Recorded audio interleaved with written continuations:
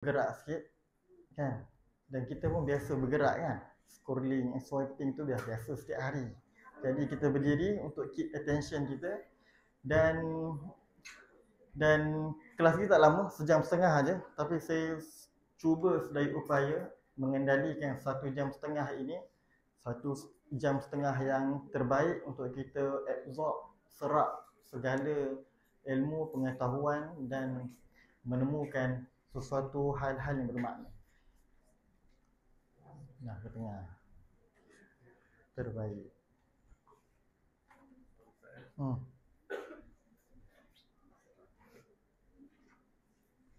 Burak adil kan? Ya, burak adil. Kalau dacing tu tak seimbang.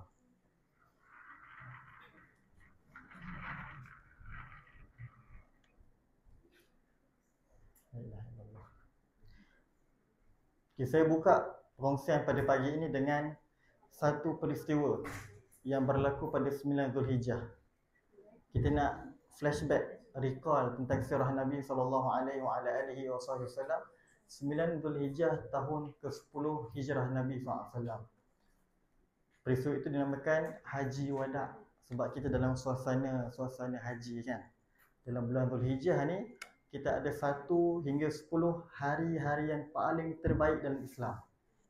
Ingat 1 sampai 10 Zulhijjah adalah hari paling terbaik dalam Islam. Bahkan Al-Imam Ibn Rajab Al-Hambali sebut hari ini lebih baik daripada seluruh hari-hari yang ada. Kita ada berapa hari? 365 hari setahun.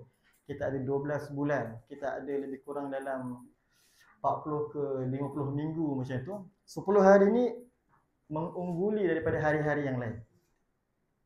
Hatta bulan Ramadan pun tak boleh menandingi hari ni. Dengar, bulan Ramadan banding dengan hari ni jauh lebih baik. Bagaimana kita merayakan bulan Ramadan? Kita rayakan dengan sungguh-sungguh, besar-besaran kan? Tapi kenapa hari 10 awal Zulhijjah ni kita macam tak ada apa-apa yang berlaku? Sebab kita kadang-kadang kurang didedahkan dengan kelebihan-kelebihan fadilat hari sebesar dan seumpama ni, iaitu 10 hari pertama di dalam bulan Zulhijjah yang kata Nabi SAW,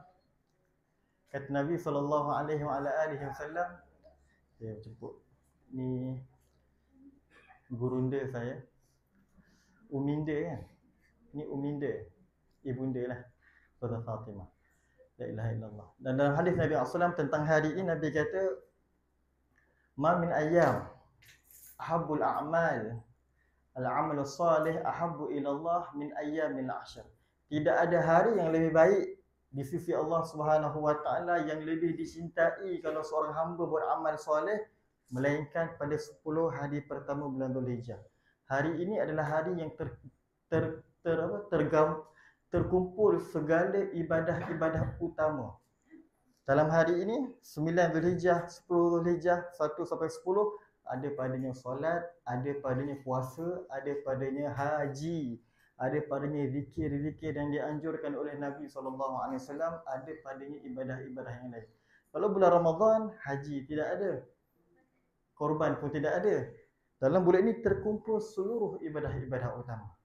Jadi kita ni dipilih oleh Allah Subhanahu wa taala untuk berkumpul pada hari-hari yang terbaik dan bincangkan topik-topik yang baik, dan mudah-mudahan tidak keluar semua orang daripada pintu tu, semua keluar dalam berazam untuk menambah kebaikan dan berubah menjadi orang yang lebih baik insya-Allah. Itu niat kita. Niat kita yang pertama itu untuk kita dapatkan kebaikan, pahala, menambah iman dan menemukan sesuatu yang bermakna dalam kehidupan kita sebelum kita keluar daripada pintu tu. Dan pada hari seperti ini 9 Zulhijjah, Nabi SAW melakukan haji wada'. Wada' tu apa? Perpisahan kan, selamat tinggal. Nabi buat haji yang kali terakhir, yang Nabi menyerukan seluruh umat Islam untuk hadir berkumpul di padang Arafah. Dan angka jumlah yang tercatat dalam sirah para ulama menyebutkan 140,000 orang para sahabat kumpul pada waktu itu. Ini angka tak tepatlah di anggaran, sebab dulu mana ada pasport, tak ada entrance, tak ada visa yang nak dicatat, nak masuk kan. Hari ini kalau nanti kerajaan Saudi akan keluarkan berapa orang akan berkumpul wukuf di Arafah. Ada yang kata 2 juta, 3 juta, dan setiap tahun angka itu akan semakin meningkat. Zaman Nabi SAW itu angka yang paling besar. Dan Nabi SAW sebut ada di antara mereka ni Nabi kali pertama jumpa. Kali pertama Nabi jumpa. Sampai seorang ayah kendung anak dia dekat bahu dia. Ayah tu kata dekat anak dia, wahai anak, hadza Rasulullah. Itu Nabi Muhammad SAW.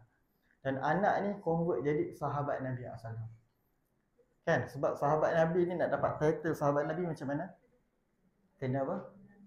Kena melihat Nabi. Melihat atau dilihat Nabi SAW. Dalam keadaan hidup, dalam keadaan nyata, dan pertemuan tu mesti di dunia. Kalau hari ni kita tidur malam tadi, kan, mimpi Nabi Muhammad SAW. Boleh tak dapat title sahabat? Tak boleh sebab apa? Tak real kan? Mimpi tak valid. Dan para Nabi pun mereka tak dapat title sahabat tu. Sebab apa? Tak jumpa Nabi di dunia. Pertemuan tu mesti di dunia ketika Nabi masih hidup. Jadi angka keseluruhan para sahabat itu mencecah ratusan ribu. Kerana hanya sekilas pandang boleh tukar title sahabat. Sahabat ni adalah orang yang paling terbaik setelah para anbiya. Hari ni kalau kita beramal sesoleh mana pun, jadilah wanita dambaan syurga, duduk tikar sejadah, kan? Tak tengok drama, tak tengok keluar rumah. Itu puji ibadah zikir setiap hari. Dia takkan dapat title sahabat tu. Sebab pintu untuk menjadi sahabat tu dah tertutup. Kita boleh menjadi ahli syurga, tapi title tu tidaklah untuk dapat. Dan Nabi SAW pada hari itu berdiri di atas unta Nabi. Sebab padang Arafah masa tu tidak ada fasiliti macam hari ini. Nabi berdiri di tempat tinggi sikit, iaitu unta Nabi. Unta Nabi nama Al-Qaswa. Nabi ni suka menamakan setiap barangan Nabi ni dengan nama yang tertentu. Nama unta Nabi Al-Qaswa. Nabi berdiri atas unta tu. Dan Nabi SAW sebutkan, kita dah biasa baca khutbah-khutbah wanda', kan? Mungkin ada orang pernah forward dalam grup kita, ataupun dekat masjid tu ada frame besar tulis khutbah wanda', dan kita pernah baca poin-poin dalam tu. Apa yang kita baca? Ingat tak? Saya nak sentuh satu je. Ada 7 hingga 10 poin. Berbeza riwayat. Imam Bukhari, Imam Muslim dan Imam Tirmizi mencatatkan dalam riwayat dan lafaz yang berbeza. Tapi saya nak sebut angka yang keempat. Nanti boleh cek. Tentang Nabi SAW dalam sejumlah orang yang ramai itu, Nabi ni final speech ni. Ini adalah ucapan Nabi terakhir. Dan bila ucapan terakhir, Nabi akan fokus kepada intipati agama. Seolah-olah Nabi beritahu inilah kesimpulan agama. Antara benda yang Nabi tekan adalah istausu bin nisa, iaitu perhatikanlah orang-orang perempuan di antara kamu. Ini adalah perkumpulan semua para sahabat ni. Nabi dah cerita pasal jihad, Nabi dah cerita pasal taqwa, Nabi dah bercerita tentang dakwah dan agama, dan Nabi SAW sentuh juga tentang orang perempuan untuk berikan hak mereka, untuk tinggikan martabat, untuk jaga kehormatan mereka. Kalau ada isteri di antara kamu, ada anak-anak di antara kamu, Nabi wasiatkan untuk jaga generasi wanita. Jadi agama kita hari ini adalah agama yang memandang tinggi kehormatan orang perempuan. Agama kita meletakkan martabat orang perempuan jauh lebih tinggi daripada mana-mana golongan, mana-mana agama, mana-mana zaman. Sebab zaman Nabi SAW, orang perempuan tu diletakkan di tempat yang paling rendah. Orang perempuan menjadi objek, menjadi barang dagangan, menjadi harta pusaka, menjadi mangsa penghambaan. Kalau kita lihat, bukan di Arab saja, di seluruh pelosok dunia. Kalau kita lihat sejarah-sejarah peradaban yang ada di India, di Rom, di Parsi, orang-orang perempuan adalah jadi mangsa keadaannya. Kan, kalau kita lihat konteks zaman Arab, orang perempuan ni kalau suami dia meninggal, orang perempuan akan jadi macam mana? Orang perempuan akan dijadikan macam harta pusaka yang akan dimiliki oleh orang lain. Maknanya dia akan dilonggokkan dengan unta, dengan keldai, dengan kambing. Ini untuk pakcik kamu, ini untuk anak kamu, ini untuk sepupu kamu. Maknanya harta pusaka tu diwariskan, difaraidkan. Nanti isteri dimiliki oleh pakcik. maka pak cik ni jadikan dia sebagai hamba, boleh buat apa-apa saja. Itu kalau konteks di zaman Arab dahulu, kita dengar kalau orang perempuan mengandung, kan, anak perempuan dulu tidak ada scan, apa panggil ultrasound, boleh cek 4 bulan tu dah nampak jantina dia, kan. Dulu tidak ada. Untuk nak cek kalau lahir tu surprise tu, kejutan, laki ke perempuan. Tapi bila diketahui anak itu perempuan, ayah dia akan muka hitam. Dalam Quran, iswadat wajah, maknanya muka dia hitam, kecewa, hampa sebab dapat anak perempuan. Itu perkara yang memalukan bagi orang Arab. Tapi datang Nabi SAW mengangkat semula kedudukan. Kalau itu di Arab, kalau kita lihat di Eropah, orang-orang perempuan ni dijadikan mangsa penghambaan yang paling dahsyat. Sampai ada satu tesis tu dicatatkan tentang orang perempuan ni, orang dahulu pernah bahas mereka ini manusia ataupun haiwan. Tak tahu ni jenisnya mana, punya rendah keadaan. Begitu juga di India, kalau seorang lelaki, seorang suami meninggal, orang Hindu kan akan bakar mayat dia, kan. Yang akan dibakar pun perempuan tu. Isteri dia pun akan dibakar hidup-hidup, tanda setia kepada suami dia. Padahal Islam sangat menentang hal-hal tu. Kalau dia tak nak, dia kena pakai baju hitam selama-lamanya. Sari hitam, dia tak boleh berubah pakaian dia. Itu tanda dia menafikan hak dia sebagai seorang perempuan. Dan kalau ada orang cuba menikah dengan janda ni, seluruh keluarga akan apa? Dipulaukan, akan diboikot perkahwinan tu. Mungkin kena lari siam kalau nak kahwin. Mana tak diterima dalam keluarga. Suatu perkara yang memalukan keluarga bila kahwin dengan janda. Jadi kita boleh lihat surah Nabi SAW, semua isteri Nabi daripada kalangan janda, melainkan seorang sahaja, kan. Siapa? Aisyah radhiyallahu anha. Mana Nabi nak twist keadaan di mana pemikiran, fahaman, kepercayaan di seluruh dunia macam tu, Nabi nak angkat kedudukan orang perempuan. So kita kena faham image orang perempuan dalam agama kita ni supaya kita tak insecure lah. Sebab dalam Quran banyak kali Allah Subhanahu Wa Taala sebut man amila min amalin salihin min zakarin aw untha. Allah selalu gandikan laki dan perempuan, laki dan perempuan. Boleh je Allah sebut manusia, kan, tapi Allah sebut jantina supaya tidak ada war gender tu. Yang hari ni kita lihat perempuan mesti nak menang, lelaki pertahankan, perempuan tak pernah salah dan sebagainya. Kita lihat tu berlegar dalam media sosial. Tapi kalau kita lihat dalam konteks agama, seimbang, adil, tidak ada, kalau tak ada dacing tu dia sangat stabil. Yang memberikan kecenderungan itu adalah ideologi yang datang daripada barat, mungkin daripada feminismenya, ada kumpulan-kumpulan yang dikata nak memartabatkan Islam, memartabatkan orang perempuan, tapi mengikut ideologi mereka. Tapi makin martabat, makin kurang benang di pakaian mereka, kan. Martabat macam mana dan apa yang mereka fikirkan. Padahal seruan dan ideologi itu mereka dah ketinggalan zaman. Nabi dah buat dulu 1446 tahun yang lalu. Mereka baru muncul suara-suara itu hari-hari ini, dan kita mohon kepada Allah Subhanahu Wa Taala agar kita tidak didedahkan dengan hal-hal ideologi yang mungkin mencalar kehormatan orang-orang perempuan. Kita nak ikut panduan daripada Nabi Muhammad sallallahu alaihi wasallam. Itu sebagai mukadimah kan, 10-20. Kita sangat berjaga-jaga dengan masa. Kita bermain dengan masa ni. Walaupun masa tak boleh dipermainkan, tapi kita nak sharp. Baik, la ilaha illallah. Saya ada 2 poin je. Ada 2 poin je untuk menjadi wanita dambaan syurga. Saya nak sangat stick dengan topik kita hari ni, wanita dambaan syurga. Ada 2 poin je. Saya tak nak banyak sangat. Sebab nanti sekarang tak tahu nak pilih yang mana. So saya bagi 2 supaya tak ada pilihan. Memang kena stick dengan 2 ni je. Yang pertama apa? Yang pertama adalah beriman. Ini memang kita kata klise lah Ustaz. Kita nak benda-benda yang lain. Tak, memang itulah kunci dia. Kan? Nabi SAW sebut barang siapa yang nak masuk, barang siapa yang dalam hati dia memiliki sebesar zarrah keimanan, confirm syurga. Tahu sebesar zarrah besar macam mana? Zarrah tu besar macam mana? Kecil-kecil dia kata.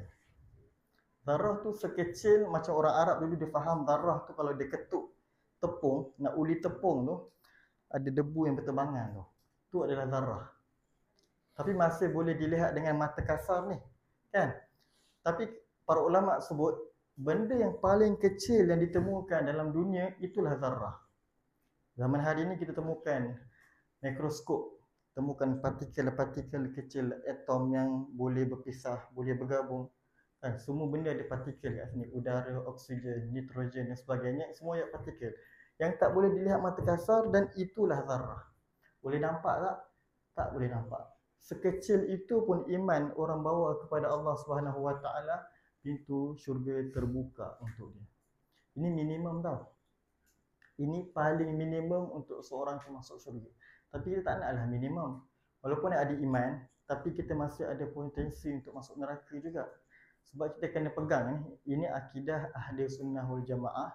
Orang yang ada iman, dia tetap confirm masuk syurga. Tapi mungkin dia kena celup dulu masuk neraka kan.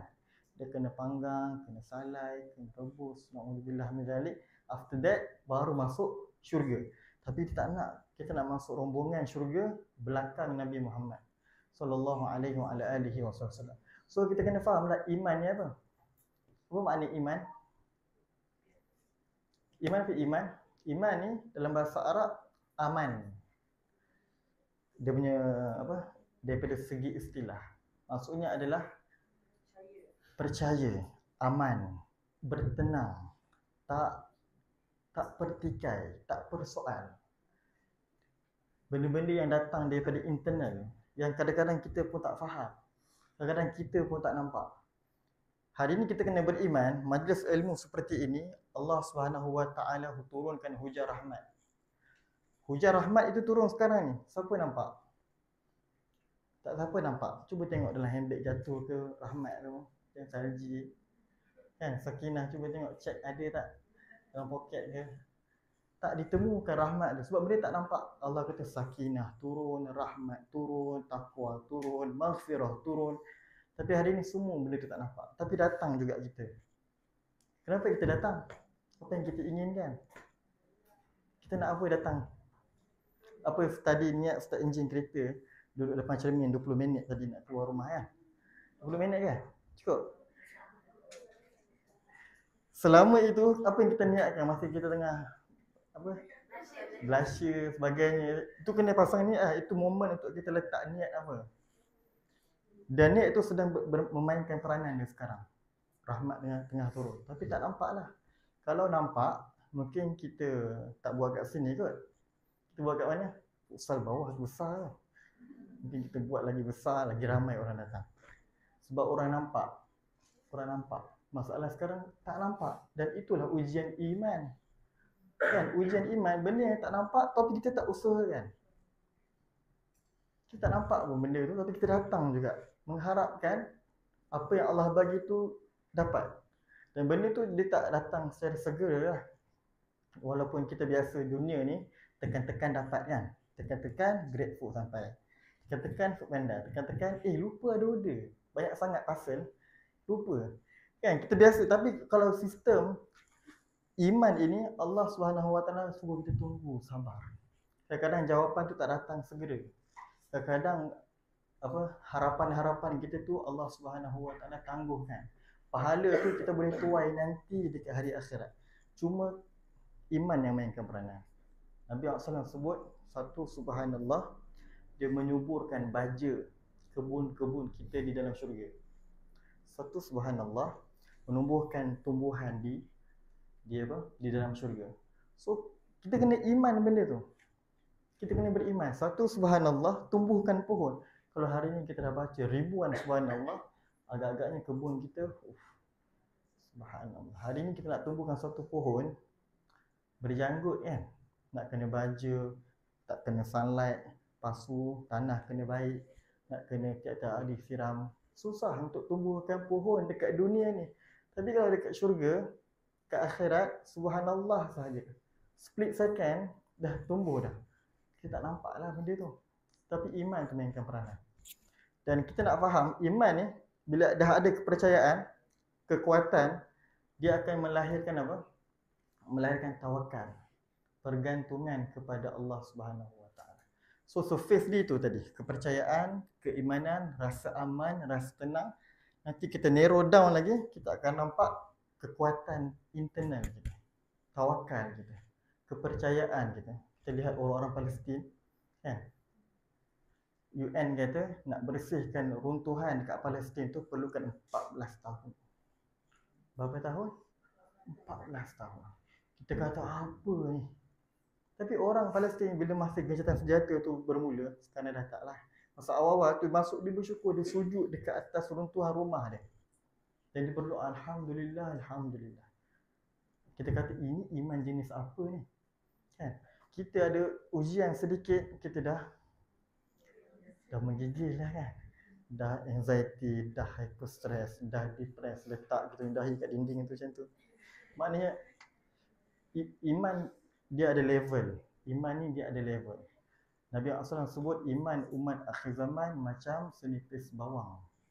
Sangat nipis. Tapi iman ni boleh meninggi dan boleh merendah. Majlis seperti ini dia naikkan. Kalau graf tu mungkin sekarang kita punya iman tengah increasing. Dia tak stagnan macam selalu, dia akan menaik. Nanti kalau keluar na'udzubillah kita buat apa? Kita komen rumah tangga orang kan. Dia akan jatuh balik iman tu. Kita scrolling, kita tengok, oh cerai lagi, kita kata. Turun lagi iman tu. Kita didedahkan dengan orang menghumbar, membongkar rumah tangga. Kalau ada orang ada iman, dia lalu je benda tu. Walaupun benda tu akan ada di mana-mana, kan? Di TikTok, kita dah scroll, ada kat IG. Scroll dekat IG, satu WhatsApp kawan kita. Kita tekan mute, tekan hide, block dia. Sebab apa? Dia sibuk dengan rumah tangga orang. Kita tak mahu menjadi orang-orang yang membazir waktu di dunia dengan apa? Dengan bergosip dan disibukkan dengan hal rumah tangga yang tak memberi makna dalam hidup kita. Itu iman. Dan kita nak belajar keimanan daripada suatu sosok tubuh nama dia Siti Hajar. Semua sangat familiar dengan nama Siti Hajar. Bila lagi dalam bulan Zulhijjah ni. Legasi haji hari ini semuanya berasaskan daripada perjuangan Siti Hajar dan Nabi Ibrahim alaihissalam yang Allah dedikasikan kehidupan dia seluruhnya untuk menjadi satu syiar agama yang hebat daripada seorang perempuan. Bayangkan, Siti Hajar ni siapa? Dia wanita misteri. Dalam sirah tak sebut banyak tentang background dia. Mungkin kalau hari ni dia punya media sosial tu profile dia lock dan private, tak boleh nampak story, tak boleh nampak gambar-gambar apa yang dia post. Sebab apa? Dia tak nak dikenali, low profile. Tapi dalam surah Al-Mubarakfuri sebut dia adalah anak kepada seorang raja di Mesir. Itu satu pandangan lah. Yang raja ni bagi hadiah kepada Siti Sarah. Siti Sarah siapa? Isteri pertama Nabi Ibrahim. Berkahwin puluhan tahun. Nabi Ibrahim setiap hari berdoa, Ya Allah, kurniakan aku anak, kurniakan aku zuriat. Selama berapa lama? 80 tahun. Kita hari ni dengar ada orang mengadu, Ustaz doakan saya 16 tahun saya kahwin tak ada anak. Kita dah cukup sedih dah dengar. Kita pun tak kalau berada di tempat dia, kita pun tak terdaya. Tapi 80 tahun. Siapa boleh sabar selama itu? 80 tahun. Dan Allah Subhanahu Wa Taala datangkan Siti Hajar menjadi hamba kepada Siti Sarah. Siti Sarah tengok Ibrahim sedih, dia hadiahkan Siti Sarah ni isteri kedua untuk Nabi Ibrahim. Ini mungkin tak berlaku kat sini lah. Kan hadiahkan madu untuk suami dia. Tapi ini kan orang yang beriman. Orang yang beriman dia hadiahkan madu yang real tau. Bukan madu sidir ke madu apa. Ni madu yang real. Untuk kepada Nabi Ibrahim alaihissalam. Nabi Ibrahim kahwin, Allah Subhanahu Wa Taala kurniakan anak sekaligus serentak untuk Hajar dan untuk Sarah. Kalau Hajar dapat apa? Nabi Ismail. Kalau Sarah, Nabi Ishaq. Perkahwinan ni bukan perkahwinan biasa yang macam kita tengok kat bawah tu. Kan? Kat bawah ada wedding kan? Tapi perkahwinan ni adalah perkahwinan yang membuka satu jalur kenabian.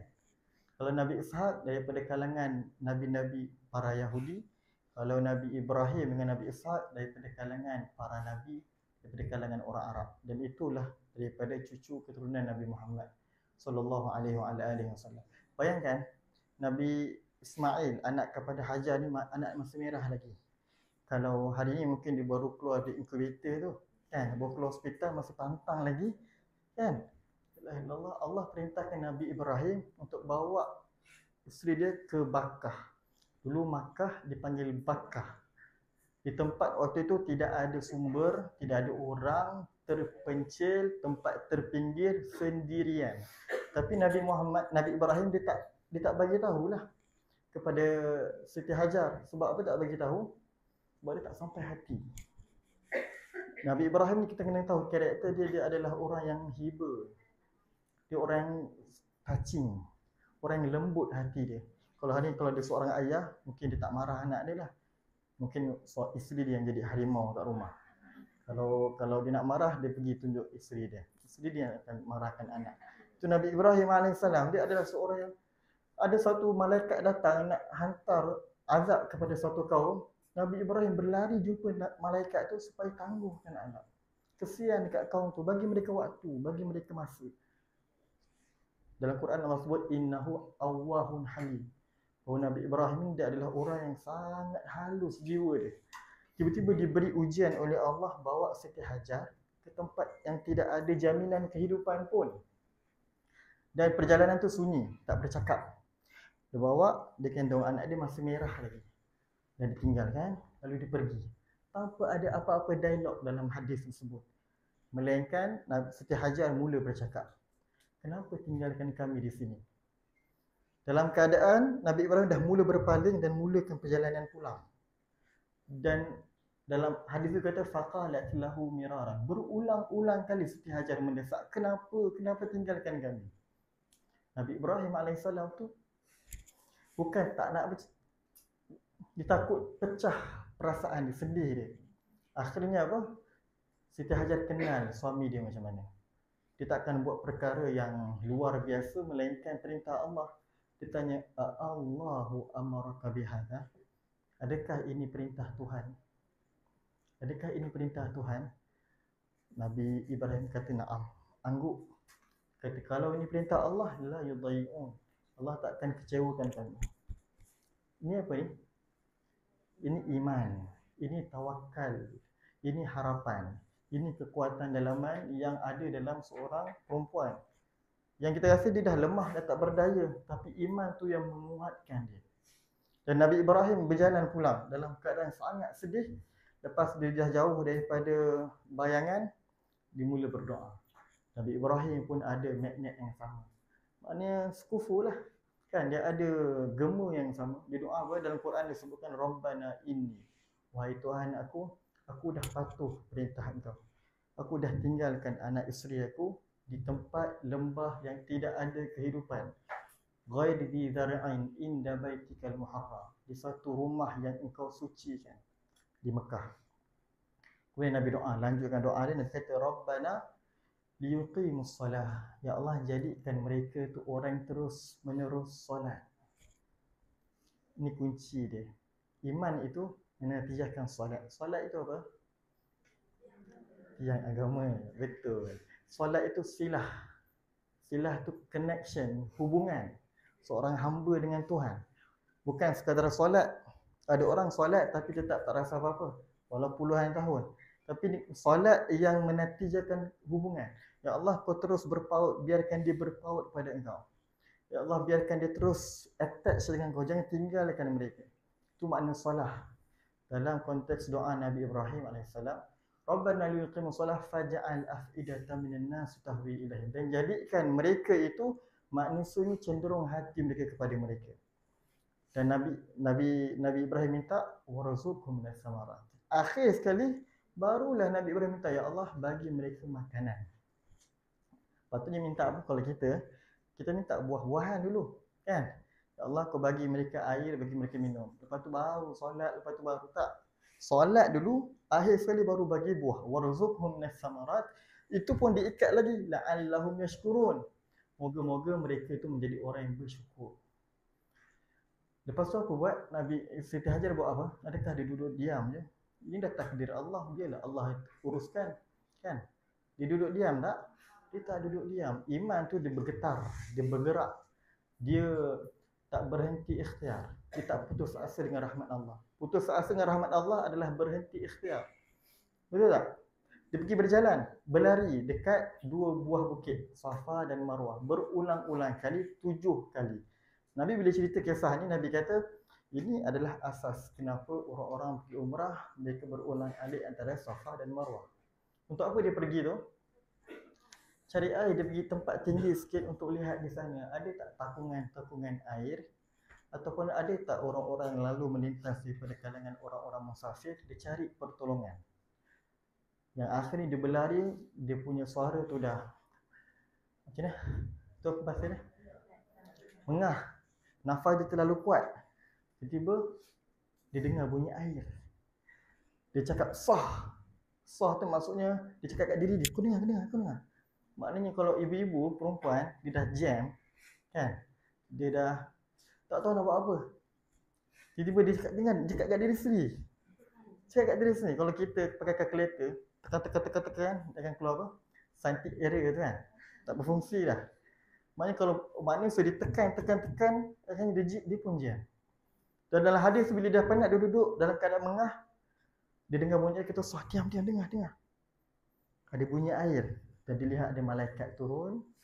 Dalam satu riwayat dia hentakkan sayapnya.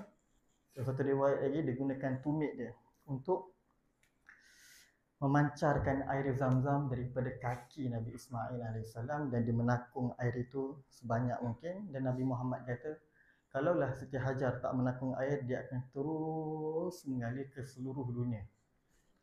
Ini yang Nabi Muhammad SAW sebut. Apa yang kita belajar daripada kisah ini? Apa yang kita belajar? Setiap seorang ada view dia. Dan setiap seorang ada pengalaman yang boleh relate dengan kisah ini. Sebab kisah ini hidup. Dia bukan tentang kisah orang duduk kat padang pasir lama tu. Kalau kita lihat dalam hidup kita, kisah sirah tu sedang berjalan dalam kehidupan kita. Dan kita mungkin sedang melalui ujian-ujian yang sama, tapi dalam bentuk yang berbeza. Tapi perasaan tu kita boleh relate. Sebab tu dalam Quran, dalam hadis Nabi SAW, Allah SWT selalu bawa penceritaan yang penceritaan tu boleh connect dengan orang yang membaca Al-Quran. Betul tak? Dan ini adalah iman. Dan kita hari ini perlu faham makna iman yang ada dalam hati kita semua. Iman tu sedang ada dalam hati kita semua. Yang kita tak tahulah. Sebab tu Nabi SAW sebut dalam banyak hadis, dalam banyak doa dia baca, Allahumma ahyina bil iman. Kan kita sangat familiar dengan doa ni. Hafal kan? Allahumma ahyina bil iman. Lagi. Wa amitna bil iman. Wahsyurna ma'al iman wa adkhilna jannata ma'al iman. Ya Allah, hidupkan kami dengan iman. Macam ada lagu je. Kan? Macam ada recall lagu je. Allahumma hidupkan kami dengan iman, matikan kami dengan iman, bangkitkan kami dengan iman, masukkan kami dalam syurga dengan iman. Maknanya hidup kita ni memang sentiasa bergandingan, disertai, ditemani iman. Walaupun sendirian. Iman tu teman. La ilaha illallah Muhammad Rasulullah sallallahu alaihi wasallam. Ujian kita hari ini adalah untuk sentiasa kuatkan iman. Sebab hari ini kan kita didedah dengan banyak perkara-perkara yang mungkin menawarkan kita sesuatu yang lebih indah daripada harga iman tu. Kan kita lihat contoh dekat negara-negara Asia Timur, Korea Selatan, di Jepun, tempat-tempat yang dekat dunia kita lihat di paparan skrin indah belaka kan. Drama Koreanya, kosmetiknya, modelnya, pelakonnya, artisnya, penyanyinya. Tapi bila kita pergi ke sana, apa yang mereka perlukan adalah iman. Sebab kalau kita lihat statistik data yang dikeluarkan oleh kerajaan mereka sendiri, antara populasi dunia yang membunuh diri tertinggi adalah daripada tempat itu. Yang kita kata megah, yang kita kata mereka adalah orang yang berjaya dalam karier kehidupan dia, tapi akhirnya memilih jambatan-jambatan ataupun lembah-lembah untuk akhir kehidupan dia. Sebab apa? Iman tu tak ada. Mereka anggap bahawa hidup ni hanya di sini. Kalau hari ni kita kalah, Kalau hari ini kita tak berjaya dalam apa yang kita lakukan, mungkin inilah tanda pengakhiran dia, lalu diterjunkan badan dia masuk gaung dan meninggal. Tapi kita ada harga iman tu. Kalau kita ditekan, diuji oleh Allah dengan sebesar ujian, tapi kita tak pernah fikir nak turun jambatan kat Putrajaya tu kan. Tak pernah fikir Putrajaya ada jambatan. Kalau mati tu boleh viral, boleh ada kat semua FYP. Tak pernah terfikir. Itu iman lah tu. Harapan kita kepada Allah tetap menyala walaupun seruntuh apa emosi kita, betul. Sebab Allah Subhanahu Wa Taala letakkan dalam diri orang Islam ni bahawa kita masih ada hari akhirat yang lebih lama. Kalau gagal di dunia ni pun tak mengapalah. Kalau di dunia tak berpihak kepada kita, tak mengapalah. Kalau ada orang aniaya kita, zalimi kita, scam kita, yang kita dah tak boleh tegakkan hak kita, kan? Tak mengapalah. Kita ada hari di akhirat yang lebih lama, lebih kekal. Jadi kadang-kadang pilihan yang ada sabar. Dan sabar itu pilihan, sabar, pahala dia sangat besar. Pahala dia infinity. Sebab dia bukan zikir, dia bukan solat. Betul, yang memerlukan kepada ritual, perlukan ucapan dia dalam hati. Selagi mana sabar, dia punya graf tu naik. Hari demi hari, saat demi saat, infinity. Kalau dibangkitkan kita semua nanti ke hari akhirat, ada orang masuk syurga kerana qiyamul lail, kerana Quran, kerana dakwah, kerana cinta kepada ilmu. Ada orang masuk syurga kerana sabar. Dan sabar dia ni, syurga dia lebih besar, lebih indah. Dan apa? Orang-orang lain masuk syurga ni kata, kalaulah aku kat dulu dunia, aku diuji oleh Allah, aku nak masuk syurga dengan kunci sabar juga. Tak apalah Allah uji sebesar dan seberat apa pun, yang penting aku masuk syurga pintu tu. Sebab pintu tu dengan pintu ni lain. Ni kecil sikit kan? Ni besar. Macam kan? Maknanya apa? Pintu tu megah, indah. Tak sebesar syurga yang kita ada hari ni. Dia kata tak apalah Allah uji aku pun tak apalah. Yang penting aku nak masuk syurga tu. Sebegitu cara orang berfikir di dalam syurga. So kita hari ni beriman. Dan kita hari ni juga menjadi orang yang tak perlu untuk berjuang apa-apa untuk iman kita. Mudahnya baca Quran, iman naik. Kan, menjadi perempuan yang taat, iman sedang meningkat. Menjadi orang yang soleh, iman sedang meningkat. Ibadah-ibadah yang kita lakukan tu, lebih-lebih hari-hari macam ni, dan iman tu meningkat. Orang-orang dahulu, kan, mereka kena berkorban nyawa mereka. Betul tak? Macam siapa? Masyiatah kan, Masyiatah. Siapa Masyiatah? Masyiatah pun perempuan misteri juga.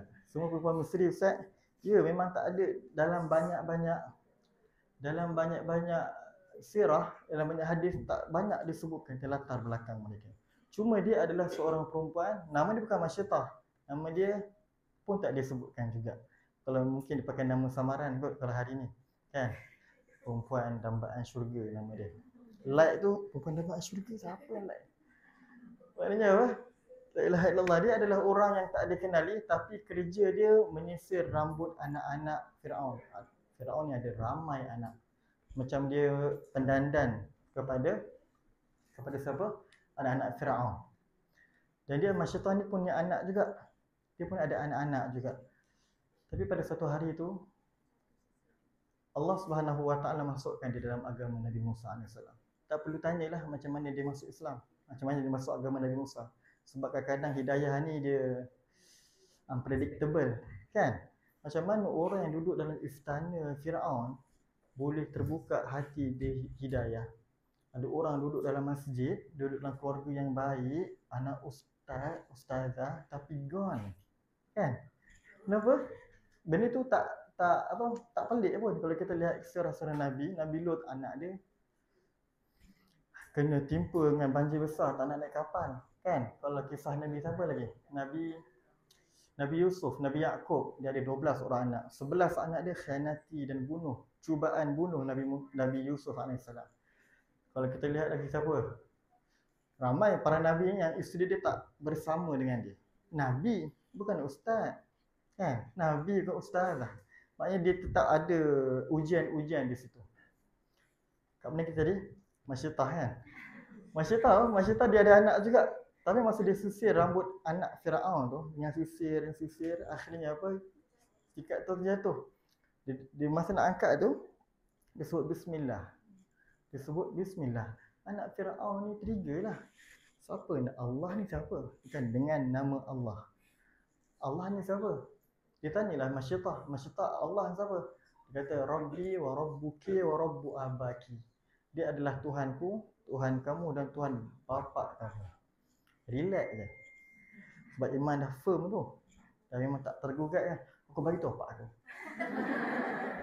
Ya, report ayah dia. Tafadhal. Silakan.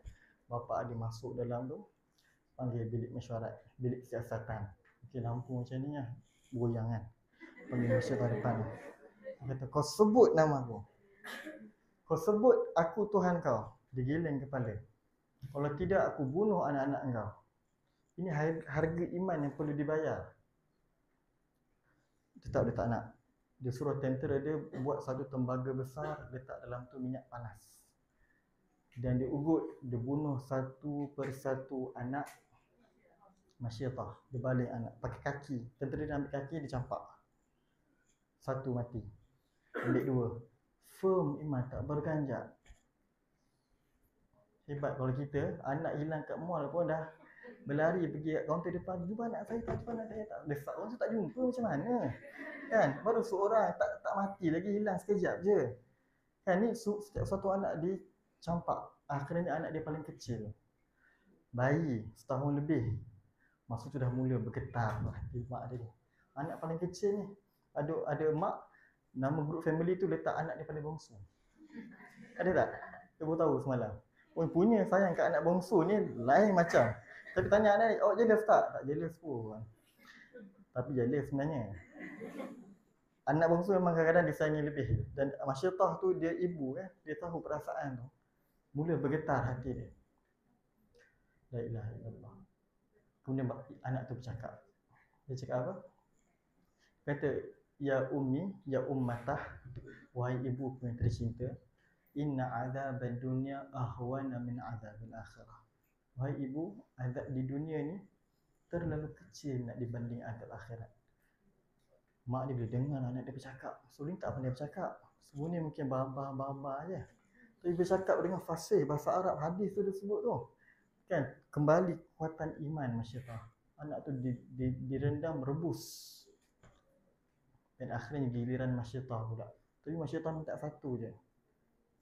Satu permintaan kepada Fir'aun. Wahai Fir'aun, nanti biarkan aku dan anak-anakku dalam satu kafan. Ataupun satu liang. Aku nak bersama dengan anakku. Kalau dekat dunia tak kedil, tak memihak, biar di akhirat kami bersama. Fir'aun ni baik juga kan? Mungkin nak senang settle lah nak kubur jenuh, dia humbang sekali je. Dan Nabi SAW tahu berita ni kat mana? Cerita tentang Masyiatah tak ada dalam mana-mana newspaper, mana-mana majalah, mana-mana novel. Tak ada. Mana Nabi tahu? Masa Nabi travelling dengan malaikat Jibril, kan? Dekat Mi'raj, dekat open space tu, tak tahulah angkasa raya luas tu, Nabi tercium bau harum, wangi daripada haruman tu. Nabi tanya Jibril, ni wangian apa? Masa tu barulah malaikat Jibril bagi tahu, ini wangian Masyiatah dan anak-anak dia. Harga iman yang perlu dibayar. Kita ni tak perlu begitu pun. Kan? Kalau kita lihat di Syria, lihat bagaimana orang-orang di sana dipenjarakan puluhan tahun, di Palestin begitu. Kita di Malaysia ni alhamdulillah. Ujian iman kita ada juga, kan? Tapi tak sehebat mereka dah. Dan hari ini kita nak berazam.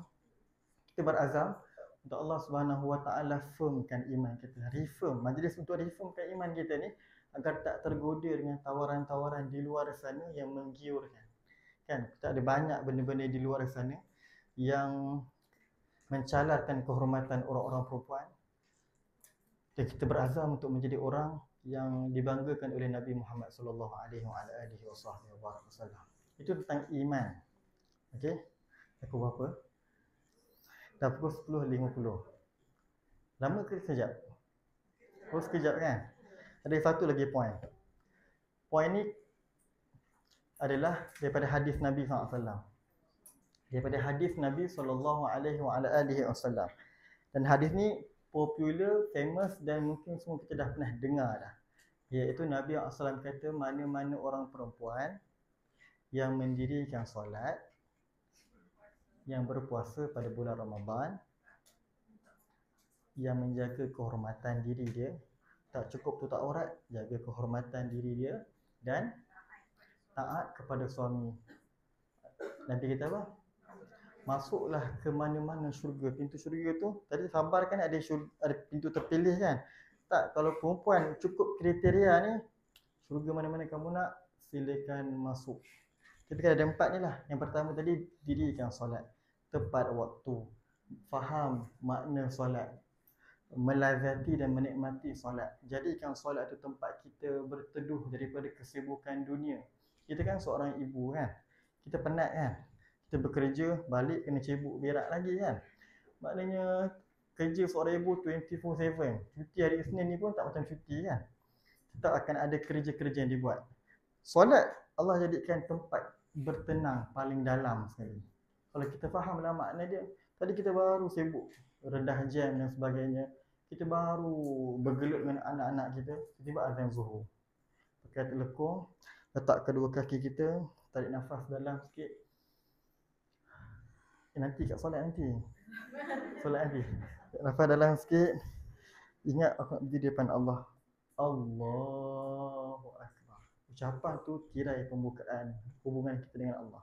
Kita dah tak ingat dah kesibukan, kepenatan, kelelahan. Kita belajar untuk apa? Untuk cari ketenangan di situ. Kalau tidak, nak cari ketenangan kat mana? Kat mana nak cari ketenangan? Shopee, TikTok Shop. Cuma tu kejap je. Gaduh kan? Tengok beg baru, kasut baru. Tak tenang. Sekejap lagi tutup, lagi stres sebab duit habis. Kan? Tenang, mungkin tenang lah sementara. Tapi tu pun nak kena tunggu 2-3 hari baru sampai. Tu belum pasal hilang lagi. Kan? Maknanya stres bertambah lagi adalah. Kalau kita nak cari ketenangan dekat situ, susah. Nak cari tenang kat mana? Travel, hotel, 5 bintang. Tadi cek masa dekat booking 1,000, 1,500. 1,500.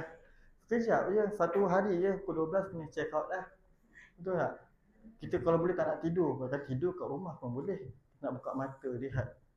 Kalau boleh nak sentuh setiap inci katil, setiap inci sofa tu. Bayar, semua bayar ni, dia kata. Maknanya mahal. Kalau nak tenang kat situ, memang tak akan tenang lah. Tapi Allah dah design suatu ibadah namanya solat. Solat tu tempat di mana kita nak berlatih diri kita, slowkan pace kita. Tadi kita dah sibuk dah, bergaduh kan. Ini solat Allahu Akbar. Bacaan dalam solat tu pun perlahan kan.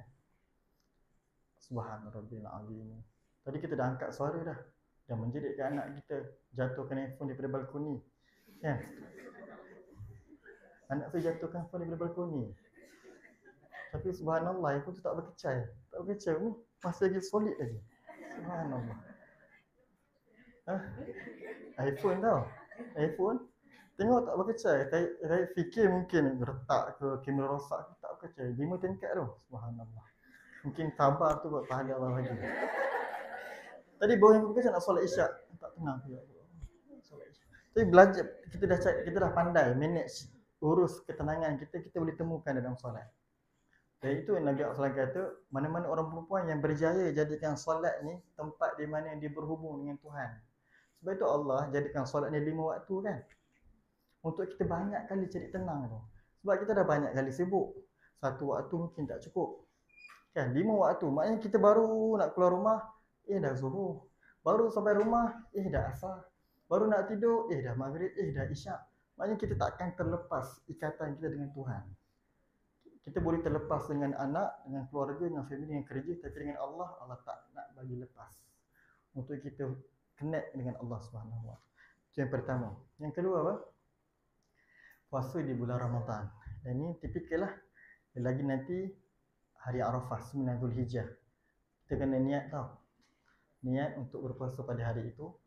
Yang mana Nabi kata barang siapa yang berpuasa akan diampuni dosa dia yang tahun lalu dan tahun depan. 2 tahun dosa diampunkan hanya jaga makan minum 12 jam. Awak nak dapat pahala macam ni daripada agama mana lagi? Tuhan siapa nak bagi kebaikan macam ni? Allah aja yang bagi. 12 jam tahan makan, tahan minum, Dosa tahun lepas dan dosa future ni tak buat lagi ni. Tak buat lagi. La ilaha illallah Muhammadur Rasulullah. Hari Arafah ni hadiah untuk kita semua. Daripada Nabi SAW. Berkat kita menjadi umat Nabi SAW. Itu yang kedua. Yang ketiga apa? Yang ketiga, jaga kehormatan. Apa makna jaga kehormatan? Apa jaga kehormatan? Agak-agaknya lah, agak-agaknya. Jaga aurat, jaga tutur kata, jaga ikhtilat, jaga pakaian, jaga wangian, jaga pandangan, jaga posting-posting tu nak post apa. Kan ustaz, saya dah hijau tu. Apa hijau tu apa? Kalau kat Instagram tu ada hijau tu. Close friend, ustaz saya close friend dah. Itu tetap tak trusted, serius. Betul. Kita dah memang jaga dah status kita punya kontak kat WhatsApp ni, status kita ada orang terpilih je. Kita dah hide dah semua nombor. Tetap akan tembus juga kepada pihak-pihak yang tak layak untuk melihat. Jadi kita kena jaga kehormatan kita, dinilai di situ. Dia diukur melalui posting kita. Sebab hari ni kan dunia social media, kita orang melihat dan menilai melalui apa yang kita paparkan. Dan kehormatan kita, value kita dilihat dekat situ. Bukan dilihat pada jenama apa kita pakai. Betul tak? Betul tak? Kalau kita nampak ini perempuan value tinggi, tengok dia pakai apa? Jenama apa? Chanel nama nak sebut Chanel Chanel. Tapi bukan maksud tak boleh pakai. Pakailah, dah ada pakailah, jangan tak pakai pula. Kalau tak pakai bagi saya. Kan? Tak adalah kita datang pakai bag Speedmart, bag KK Mart, warna besar-besar tu. Kan? Dah ada pakai je. Dah ada, pakai je. Ni kalau apa? Tapi ukuran seorang perempuan tak dinilai pada apa yang jenama yang dia pakai. Dinilai apa pakaian apa yang dia pakai. Pakaian macam mana yang dia pamerkan kepada orang. Kan? Maknanya bukan social media tu bukan kita tak boleh posting. Boleh posting macam biasa. Tapi jaga. Ada sedikit kontrol apa yang kita nak post. Dan di situlah manusia menilai kita. Walaupun kita tak endah pun penilaian manusia dekat kita. Dan kita pun tak boleh puaskan hati semua orang. Tapi kita buat tu untuk siapa? Allah Subhanahu Wa Taala. Orang nak cakap, dia ni dah berubah. Baru masuk usrah 1 kali. Baru hari ni masuk hari Senin tu je. Zikir. Reels Ustaz-Ustaz Abdul Somad, Ustaz Wadi Anwar. Semalam baru pergi main snooker kan. Ada main snooker kan. Maknanya drastik. Orang nak cakap apa, terpulang lah. Kan kita punya iman tu. Kita tahu dekat siapa kita berhubung. Awak boleh lihat, awak boleh bercakap. Tapi kita punya hati ni, dia tak dimiliki oleh awak ataupun followers, viewers, subscribers ataupun semuanya untuk Allah Subhanahu Wa Taala. Ini kita nak bawa pulang. Untuk kita menilai suatu perkara apa yang lebih utama. Kalau nak puaskan semua orang, takkan Nabi pun tak berjaya. Sebab manusia ni kan banyak karenah dia. Banyak apa? Banyak mulut dia. Kalau kita posting, ada yang setuju, ada yang tak setuju, ada yang bercakap, ada yang tak bercakap. Kan? Tak bercakap tapi dia cakap kat orang lain pun ada. Maknanya kita tak boleh jangka macam mana reaction orang terhadap apa yang kita pakai, apa yang kita lakukan. Tapi Allah Subhanahu Wa Taala kita tahu bagaimana cara Allah menilai. Innallaha la yanzuru ila suwarikum wa ajsadikum. Allah tak lihat apa yang ada pada kamu tu, pakaian kamu, pangkat kamu, status kamu. Tapi Allah lihat apa? Hati kamu. Hati kita Allah lihat. Yang manusia tak boleh lihat, tu yang Allah lihat. Manusia ni dia tengok luaran je, ditilik pada surface ni, yang kadang-kadang tak menentukan pun apa yang ada dalam hati kita. Boleh insya-Allah? La ilaha illallah. Itu yang ketiga, menjaga kehormatan. Dan yang keempat, yang paling krusial sekali, yang paling kontroversi sekali, yang paling apa lagi? Yang paling berat sekali, taat kepada suami. Nampak macam mudah kan? 4 benda je confirm syurga. Tapi inilah ujian sebenar dia. Kan? Ujian sebenar dia. Dan tak ada alasan pun. Ustaz, suami saya begini. Ustaz, suami saya begitu. Sejahat apa pun, tetap dia boleh twist kehidupan akhirat kita kepada syurga. Betul tak? Sebab tu Nabi SAW bila sebut pasal suami ni, Nabi nak tukar cara pandang seorang perempuan melihat suami dia. Jangan lihat batang tubuh dia gitu. Kan? Jangan lihat perut dia, janggut dia, dahi dia, muka dia. Kan kalau kita lihat kita akan tersekat dekat situ. Betul tak? Nabi suruh lihat huwa jannatuki wa naruki. Sama ada dia syurga kamu atau neraka kamu. So bila kita dapat view tu, kita tak tersekat dekat batang tubuh dia lah. Betul tak? Kan kalau kita diuji oleh dia, mungkin dia punya PL ke, dia punya susah nak sebut ni kan, dia punya itu, tapi kita tahu inilah harga syurga. Inilah harga syurga yang aku perlu bayar. Sabar aku, redha aku untuk terus taat. Susah tak? Susah kan? Dia bermain dengan emosi, perasaan, kecewaan, hampa. Tapi inilah harga dia. Inilah harga. Tapi kalau kita seronok, dia hauk, kita pun hauk kan? Inilah nerakanya. Maknanya apa? Kita dah boleh imbang dah. Kita dah ada mizan, dah ada pertimbangan. So bagi kita tak pandang luaran tu. Kita ni iman kan pandang sesuatu yang orang lain tak pandang. Dia kan batang tubuh je. Macam mana Nabi SAW ajar kita mindset, lihat dia syurga kamu, neraka kamu. Yang ini tidak ada pada orang-orang non-Muslim. Kalau kita lihat di negara macam Jepun tadi kan, ada orang mention Jepun tadi. Maknanya dia tak ada hubungan tu dengan suami isteri. Dia tak ada hubungan tu suami isteri, tak ada. Sebab tu hari ni kalau kita lihat kadar kelahiran dekat Jepun tu paling rendah. 10 tahun akan datang, dia akan negara yang pupus populasi dia. Kalau kita lihat graf dia macam cendawan tau. Umur 50 ke 60, 70 tu ramai. Umur muda sikit. Sebab dulu kerajaan dia ada buat satu undang-undang 3-3-3. Satu family 3 orang anak di selang 3 tahun. Tapi orang kahwin lambat 35 tahun. Jadi anak tu mungkin ada, mungkin tak ada. Dan mereka tak inginkan anak pun. Tapi mereka nak kasih sayang. Mereka buat apa? Mereka bela anjing. Mereka bela anjing. Pergi mana-mana bawa stroller. Sangat stroller, susah nak jumpa baby kat sana. Tu Samsul lah pula. Dia bawa stroller, kita tengok, nah, anjing. Stroller dulu tingkat anak anjing, mak anjing. Dan kita temukan banyak benda tu. Orang bawa stroller ada anjing. Dia nak berkasih sayang. Dia ada suami, ada isteri. Tapi dia tak nak ada anak. Sebab mindset diorang, anak itu adalah musibah. Menjejaskan reputasi dia, career dia, pekerjaan dia. Merosakkan kena pantangnya, kena beranaknya, cuti 3 bulan, orang lain dapat jawatan aku. Jadi dia tak nak kacau, tak apalah. Kita jadikan anjing ini sebagai anak angkat. Maknanya apa? Dia tak ada benda tu. Mindset tu dia tak ada. Tapi kita orang beriman, kita ada connection antara suami dan isteri yang perlu untuk taat. Mereka kalau suami mereka pulang lewat tak tanya pun. Connection dengan suami tak ada. Sebab tu kalau kita lihat, kita lihatlah, kita dengar cerita. Kalau orang lelaki berlambat, dia ada lorong-lorong tempat untuk dia meluahkan kasih sayang dia. Pada tempat yang salah lah. Isteri dia tak kisah pun. Isteri dia tak kisah. Yang penting suami aku bahagia, cukup bagi keperluan. Dan perkara ini ada sedikit perlahan-lahan masuk dalam budaya kita.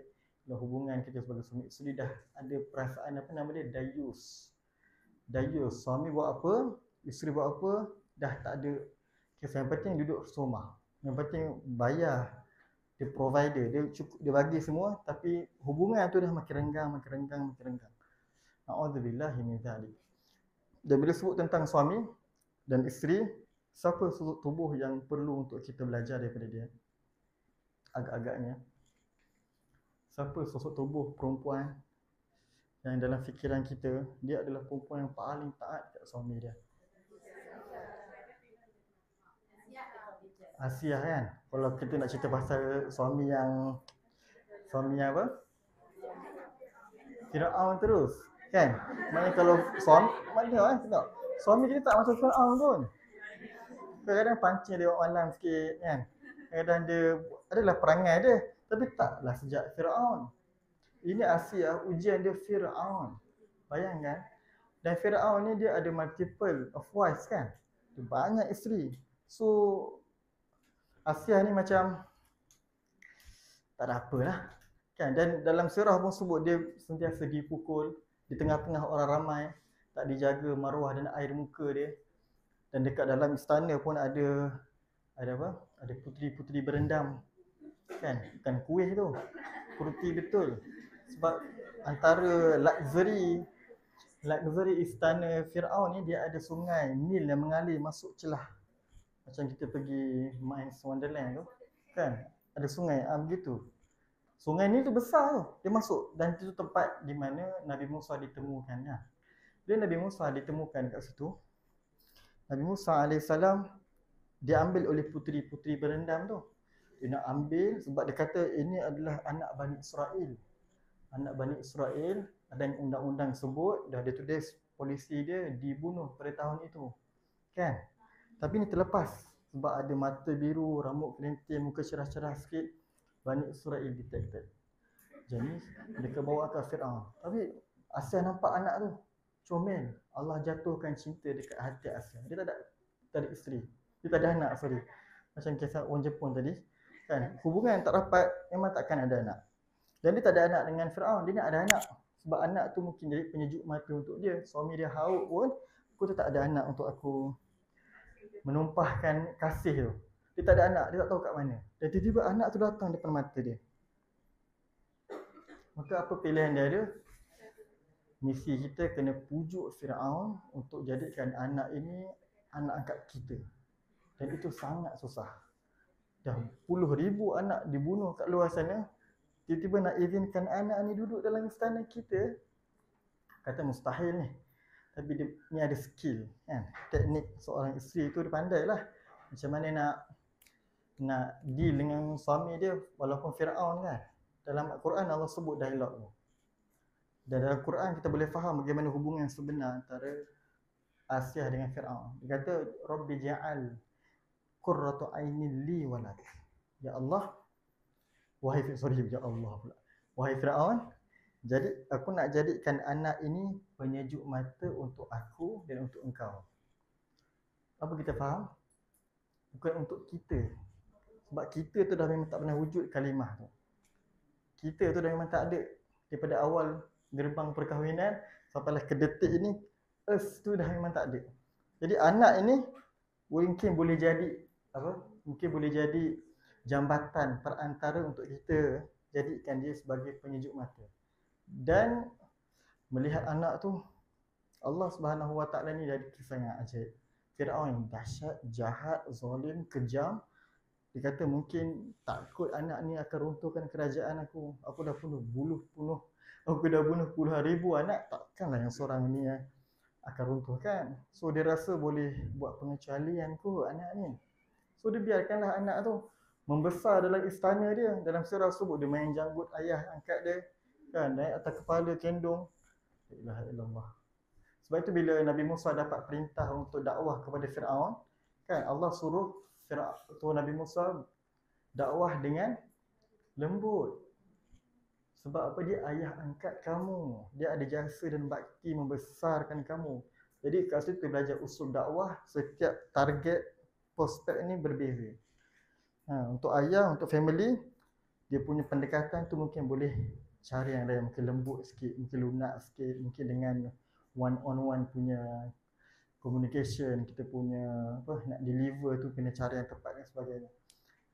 Dan akhirnya menjadi Asia. Allah Subhanahu Wa Taala akhirnya nanti kita boleh tengok bagaimana dia mengakui keimanan di sorok-sorok iman dia. Di sorok iman dia, dalam masa sama dia layan suami dia begitu. Dan akhirnya bila dia lihat Masyiatah berkorban dengan harga iman tu, dia pun pilih juga macam tu. Akhirnya dia mengaku, wahai Firaun, aku bersama dengan dia. I'm in, dia kata. Dalam telaga, dalam tembaga tu dia kata I'm in.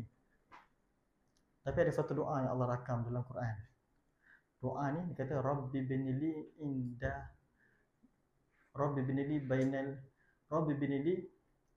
ya Allah, binakan aku satu rumah di syurga nanti yang dekat dengan engkau. Bayangkan Asia ni duduk istana tau. Istana yang besar, yang indah, basement dia ada 20 kereta, bedroom dia kalau hari ni cecah kat Shah Alam ni mungkin puluhan juta lah dia punya property tu, kan. Tapi dia minta apa dekat Allah? Ya Allah, binakan aku rumah. Kat dunia kan dia dapat rumah tu. Dia tak rasa tu rumah. Walaupun luas, tapi sempit. Sebab dia tak dapat momen rumah tangga yang baik tu. Tapi dia sabarlah. Dia sabar, dia kata, ya Allah, bagi aku gantian yang lebih baik daripada istana yang ada di dunia. Binakan aku satu rumah yang lebih dekat dengan engkau. Sebab dia tahu ketenangan tu hanya ada pada Allah. Dengan manusia, kekecewaan tu memang possibility dia tinggi. Betul tak? Sebaik apa pun, manusia tak henti-henti kecewakan kita. Tapi bila dekat dengan Allah Subhanahu Wa Taala, Allah takkan pernah kecewa dan Allah akan hargai satu pada satu kebaikan yang kita buat. Kita masak sedap-sedap, tiba suami kita, okay, dan dia tinggal je. Tak basuh, terima kasih pun tak, posting hantar kat status pun tak. Terima kasih bini masak. Kita dah berkicap dekat bilik air lah. Kita dah berkicap dekat dapur ni, seng-seng tangan, apa semua perlu masak udang masak merah, cakap tiga rasa, air apa? Air katira. Susah tu bahan-bahan tu. Kan? Tiba dia macam tu je. Kita menarik nafas yang panjang untuk cuba deal dengan emosi waktu tu. Ini harga dia. Kan manusia untuk kecewa, tapi kita tahu ketenangan tu nak dapat kat mana. Tapi kalau orang baru kahwin mungkin tak ada lah pengalaman ni kan. Sebab dia masih lagi fasa apa ni? Ya, mungkin lepas 10 tahun, 20 tahun. Saya tak tahu dah, saya pun baru lagi. Saya dengar-dengar je cerita orang. Kan pengalaman tu. Bila saya cerita, awak baru 2 tahun. Diam, jangan banyak bercakap. Sebab kita masih newbie lagi kan. Baru nak belajar asam garam. Sekejap manis, sekejap garam, sekejap masin kan. So, begitulah Allah Subhanahu Wa Taala uji dan dia sangat berat benda tu. Dan tapi begitulah Allah Subhanahu Wa Taala tak jadikan syurga ni untuk orang yang dah berkahwin je. Kan kalau kita tak berkahwin, ustaz, suami dia, saya tak kahwin lagi. Kan? Jodoh belum nampak bayang lagi. Saya dah cuba dah like story dia tapi tak ada respon pun. Kan? Dia tak tanya pun, dia tak balas balik hijau tu, story tekanlah hijau juga kan. Tunggu dah bertahun dah tak nampak bayang lagi, tak apalah kita cuba orang lain. Cari crush lain pun sama dah 3-4 tahun. So kriteria pertama dapat, kedua dapat, ketiga usahakan, yang keempat tu memang dah macam tak apalah kan. Jadi macam mana? Tetap ada ruang syurga tu, tetap ada. Kita terlepaslah ujian tu. Berapa ramai hari ni orang perempuan menyesal aku kahwin. Betul tak? Jadi bila orang yang tak dapat jodoh lagi ni, belum waktu dia lagi, bukan Allah tak izinkan syurga tu terbuka untuk dia dalam sudut itu. Tapi Allah ada gantian syurga yang lebih baik mungkin untuk dia. Sebab Allah tahu yang kita tak tahu. Betul tak? Kita dah doa ni siang malam ni, ya Allah jodoh aku, ya Allah jagakanlah dia, ya Allah. Kan? Kita dah ayat kita romantik tu. Kan skrip doa tu kita ulang setiap hari Arafah ni lagilah. Ui, panjang berjela tu PDF tu, pakai phone macam ni. Ya Allah itu macam. Lepas tu boleh doa, handphone letak tepi. Kan, betul tak? Ya, buat flight mode kalau boleh. Doa tu nanti hari Arafah 3 jam je. 3 jam tu tak berubahlah dunia ni. Kan? Nanti kalau kita pegang handphone, nanti takut-takut berdoa dekat Facebook status tu. WhatsApp tu jadi tempat kita berdoa, betul? Jadi kita tinggalkan sekejap handphone tu biar kita dengan Allah berdoa. Nabi SAW berdoa hari Arafah tu, tahu tak bila? Daripada solat zuhur sampai terbenam matahari. Para sahabat melihat Nabi berdoa. Angkat tangan lama. Sebab hari itu adalah hari di mana langit punya pintu terbuka luas untuk Allah terima doa-doa dia. Dan orang-orang yang mengharapkan harapan dia dekat Allah, waktu-waktu itulah dia catat kan, buat skrip doa. Sebelum hari itu tiba, dia belajar macam mana dalam seni berdoa, macam mana menikmati doa, kenapa Nabi berdoa begitu lama. Kan basah-basah Nabi berdoa. Sebab apa? La ilaha illallah Muhammadur Rasulullah SAW. So kita nak bagi tahu pintu syurga ni terbuka sangat luas. Imam Syarawi sebut pintu syurga ni sebanyak nafas manusia. Kita hari ni bernafas satu hari berapa lama? Berapa kali? Sangat banyak, tak terhitung. Mungkin ratusan ribu pergi boleh. Kan? Banyak. La ilaha illallah. Begitu jugalah pintu syurga. Maknanya kalau kita tak boleh masuk pintu syurga ni, kita tetap ada option masuk pintu syurga ni. Para sahabat Nabi pun begitu juga. Ada yang banyak berpuasa, ada banyak berjihad, ada banyak cintakan ilmu, ada banyak berdakwah. Dan mereka tahu pintu syurga mana yang mereka nak masuk. Mereka tak mampu untuk buat ni, tapi mereka boleh qiyamul-lail. Mereka tak boleh berpuasa banyak sebab mungkin takut kurangkan produktiviti kerja di pagi tu. Oh, dia baca Quran banyak. Oh, baca Quran tak ada. Tak berapa nak mahir sangat, masih belajar lagi. Oh, dia dapat masuk kelas ilmu banyak kali. Dia cari syurga kat situ. Jadi ibadah kita ni semua adalah kunci-kunci syurga kita. Untuk kita cari tune mana yang sesuai untuk kita. Dalam soal ibadah tambahan lah. Kalau ibadah wajib memang tak ada option lah, memang kena buat lah. InsyaAllah. So sekarang ada apa-apa persoalan ataupun la ilaha illallah. Nak duduk boleh? Macam khutbah Jumaat.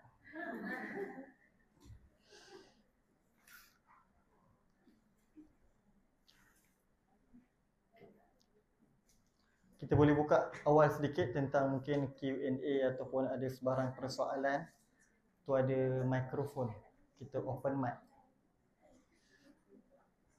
Sebab kalau saya bercakap seorang 2 jam, kan? Tak aci lah kan? Waalaikumsalam warahmatullahi. Nada. Melda.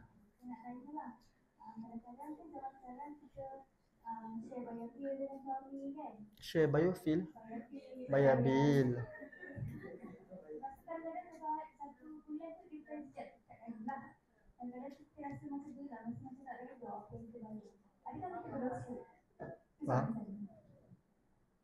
Tugas tentang bayaran nafkah ni memang mutlak milik suami. Hak suami untuk lakukan. Lelaki kena jadi lelaki provider, lelaki alfa, lelaki yang perlu duduk di tempat dia bukan di rumah. Kalau hari tu, bulan tu tak cukup amount untuk bayar segala bil yang ada, dia perlu keraskan tenaga dia. Itu yang paling, ini yang asas. Ini yang wajib dan ini yang dicatat dalam kitab-kitab fiqh. Cuma dengar tahu cuma. Namun kan rumah tangga ni didiami 2 orang. Jadi kadang-kadang suami, bukan semua suami itu dia ada memiliki sumber kewangan yang baik. Jadi ihsan isteri itu datang daripada atas nama ihsan. Ihsan ni bukan benda wajib. Kalau kamu nak bantu bulan tu, bantu. Kalau tak nak bantu, itu tetap tanggungan suami. Bahkan ada sebahagian pandangan kata kalau bulan ni isteri bayar, itu jadi masuk dalam buku 5-5 suami. Next month kalau dapat bonus setahun, dia kena bayar balik. Ini adalah bil-bil selama ni yang awak bayar, saya bayar semua tu. Kalau dia reti lah, kalau dia faham lah. Kalau buat dia je, sabarlah kan. Maknanya kita jangan menjadi orang yang lepas keluarkan wang kita menjadi orang yang mengungkit semula. Kita dah rela hati. Sepatutnya daripada awal kita tak bayar. Sepatutnya sebab memang tugas dia. Betul Ustaz, takkan tak ada internet kat rumah Ustaz. Kan? Takkanlah nak biar itu tugas dia. Kita memang tidak ada. Tapi bila kita bayar, kita kena didik hati kita untuk redha atas kita bayar. Tak boleh ungkit, tak boleh merungut, tak boleh mengeluh, tak boleh bercakap. Itu kena belajar lah. Mungkin awal-awal je, tapi dah 2-3 tahun aku yang bayar, senyap je lah. Sebab dah immune dah benda tu. Memang bulan 24 hari bulan ni memang dia takkan bayar. Dia memang takkan buka pos ada pakai lagi gitu. Maknanya apps TMB tu dia tak pernah ada dalam phone dia. Notif tu tak masuk. Kita yang cari TMB, cari time, cari apa, kita hantar dia buat ada dia. Tapi gitulah, memang tugas suami sepatutnya. Tetapi kita kena belajar, kalau bab ni kena belajar daripada Khadijah lah. Khadijah kan suami dia siapa? Nabi Muhammad SAW. Kita jangan yang fikir Nabi Muhammad ni macam suami kita yang lemah tu. Bukan tak menyukai siapa sorry tau. Saya tak ada personal, saya tak kenal pun suami saya siapa. Tapi nak bagi tahu Nabi SAW pernah berada di titik serendah. Bukan serendah dekat rawang, titik terendah. Kan, yang mana Nabi SAW pun tak mampu dan tak berdaya. Tapi Khadijah apa tugas dia? Tugas dia apa? Dia merangkul Nabi Muhammad. Dia bagi kekuatan. Nabi pernah sedih, pernah lemah. Kan bila masuk umur Nabi 40 tahun. Masuk umur Nabi 40 tahun, Nabi SAW didatangi Malaikat Jibril. Malaikat Jibril ni, masa tu dia tunjuk wajah dia yang sebenar. Kita tak tahulah wajah dia sebenar macam mana. Nabi kata kepak dia boleh tutup ufuk timur, kepak kiri boleh tutup ufuk barat. Sangat hebat. Ni pertama kali Nabi lihat. Nabi kata, inni khasyitu ala nafsi. Aku takut terhadap diri aku. Sebab Nabi tak faham apa yang berlaku. Ni pertama kali lalu ni. Bukan hantu raya, bukan saka, bukan sihir. Ni lebih dahsyat daripada tu. Balik rumah menggigil. Padahal Khadijah tahu Nabi ni hebat, Nabi ni kuat. Lebih kuat daripada Umar. Sayyidina Ali kata, Nabi kalau pergi kat perang, Nabi adalah orang yang paling dekat dengan pedang-pedang musuh. Paling berani. Nabi bukan duduk dalam control room tu, A1 attack, A2 defend. Nabi bukan orang yang direct arah-arah aja. Nabi masuk sekali ke tengah-tengah perang. Sebab tu perang Uhud kita lihat Nabi patah gigi gerhamnya, berdarahnya, berkocak kaki Nabi dengan darah. Nabi memang turun sekali perang. Tapi Nabi pernah berada dalam keadaan takut. Khadijah buat apa? Dia tak apa, laki kau kena alfa. Kan bahasa sekarang kan. Kau kena kuat, kau kena kuat qawwam. Kau kena melindungi. Kalau kau pun takut, aku lagi takut. Dia Khadijah tahu, bijaksana dia deal. Sebab dia tahu suami, lelaki, kadang-kadang dia pun begitu juga. Kan? Bukan setiap hari graf tu meninggi je. Kan kadang-kadang ada juga dia punya, kan? Dia punya waktu-waktu dia macam, apa? Nangoi. Bengkang-bengkok. Kan? Tapi macam lain jadi sebut. Maknanya dia ada dalam, dan isteri memang perlu sifat dia mendukung. Mendukung. Tapi jangan kerap lah. Dalam sudut kewangan terutamanya. Takut apa ni? Takut terbiasa. Dan dia dah, isteri aku boleh bayar ni. Settle lah tu. Dah boleh allocate ni, beli benda lain lah. Sebab dia rasa, isteri aku dah bayar. Jadi benda ni semua komunikasi lah. Kan, saya pun tak tahu macam mana apa yang berlaku. Tapi kita dah bagi tahu tentang sirah Nabi, fiqh dia begitu. Wallahu a'lam. La ilaha illallah. Waalaikumsalam warahmatullahi. Assalamualaikum Ustaz. Sahabat-sahabat syurga. Nama saya Amalina. Amalina. Saya ada 2 soalan. Okey, pertama about kita ni kadang-kadang kita tak sedar bila kita sewaktu kita posting kat dalam Instagram, Facebook, tapi kita punya niat tu adalah untuk marketing. Faham? Contoh, kita cakap pasal takaful, kita cakap pasal pekerjaan kita. Tapi mungkin ada part-part tu yang kita tak sedar yang mengundang fitnah kepada manusia lain. Contoh, yang macam Ustaz tadi, beg ke apa kan tak munculkan pun beg ke apa ke, hanya diri kita. Itu pun ada orang kata, tak agaklah tu. Ini contoh. Mungkin tak terjadi pada saya, terjadi pada orang lain. Okey, dan ia mengguna kepada akhir zaman ni yang kita tahu, kembalilah kita kepada zaman Nabi Sulaiman AS, di mana sihir itu menjadi macam perkara biasa. Orang tengok kita pun air tu menjadi perkara biasa, dan juga air pada diri. Tapi sihir yang menyebabkan orang lain dengki. Kalau kita tengok dekat dalam Shopee pun, orang jual minyak tu macam tu je. Nauzubillah min zalik. So macam mana? Adakah apa amalan yang boleh orang kata tu diamalkan untuk mengelakkan gambaran bismillah, sebab saya rasa ramai je wanita sekarang yang bisnes dulu. Okay, yang kedua pula Ustaz, saya ada seorang sahabat, okay, dan juga dia seorang isteri yang baik, alhamdulillah, isteri kedua. Tapi dia tidak mendapat iktiraf, dan juga suami dia tak nak nafkahkan dia. Kau lari?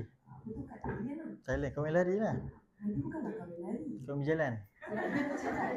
Saya kalau duduk.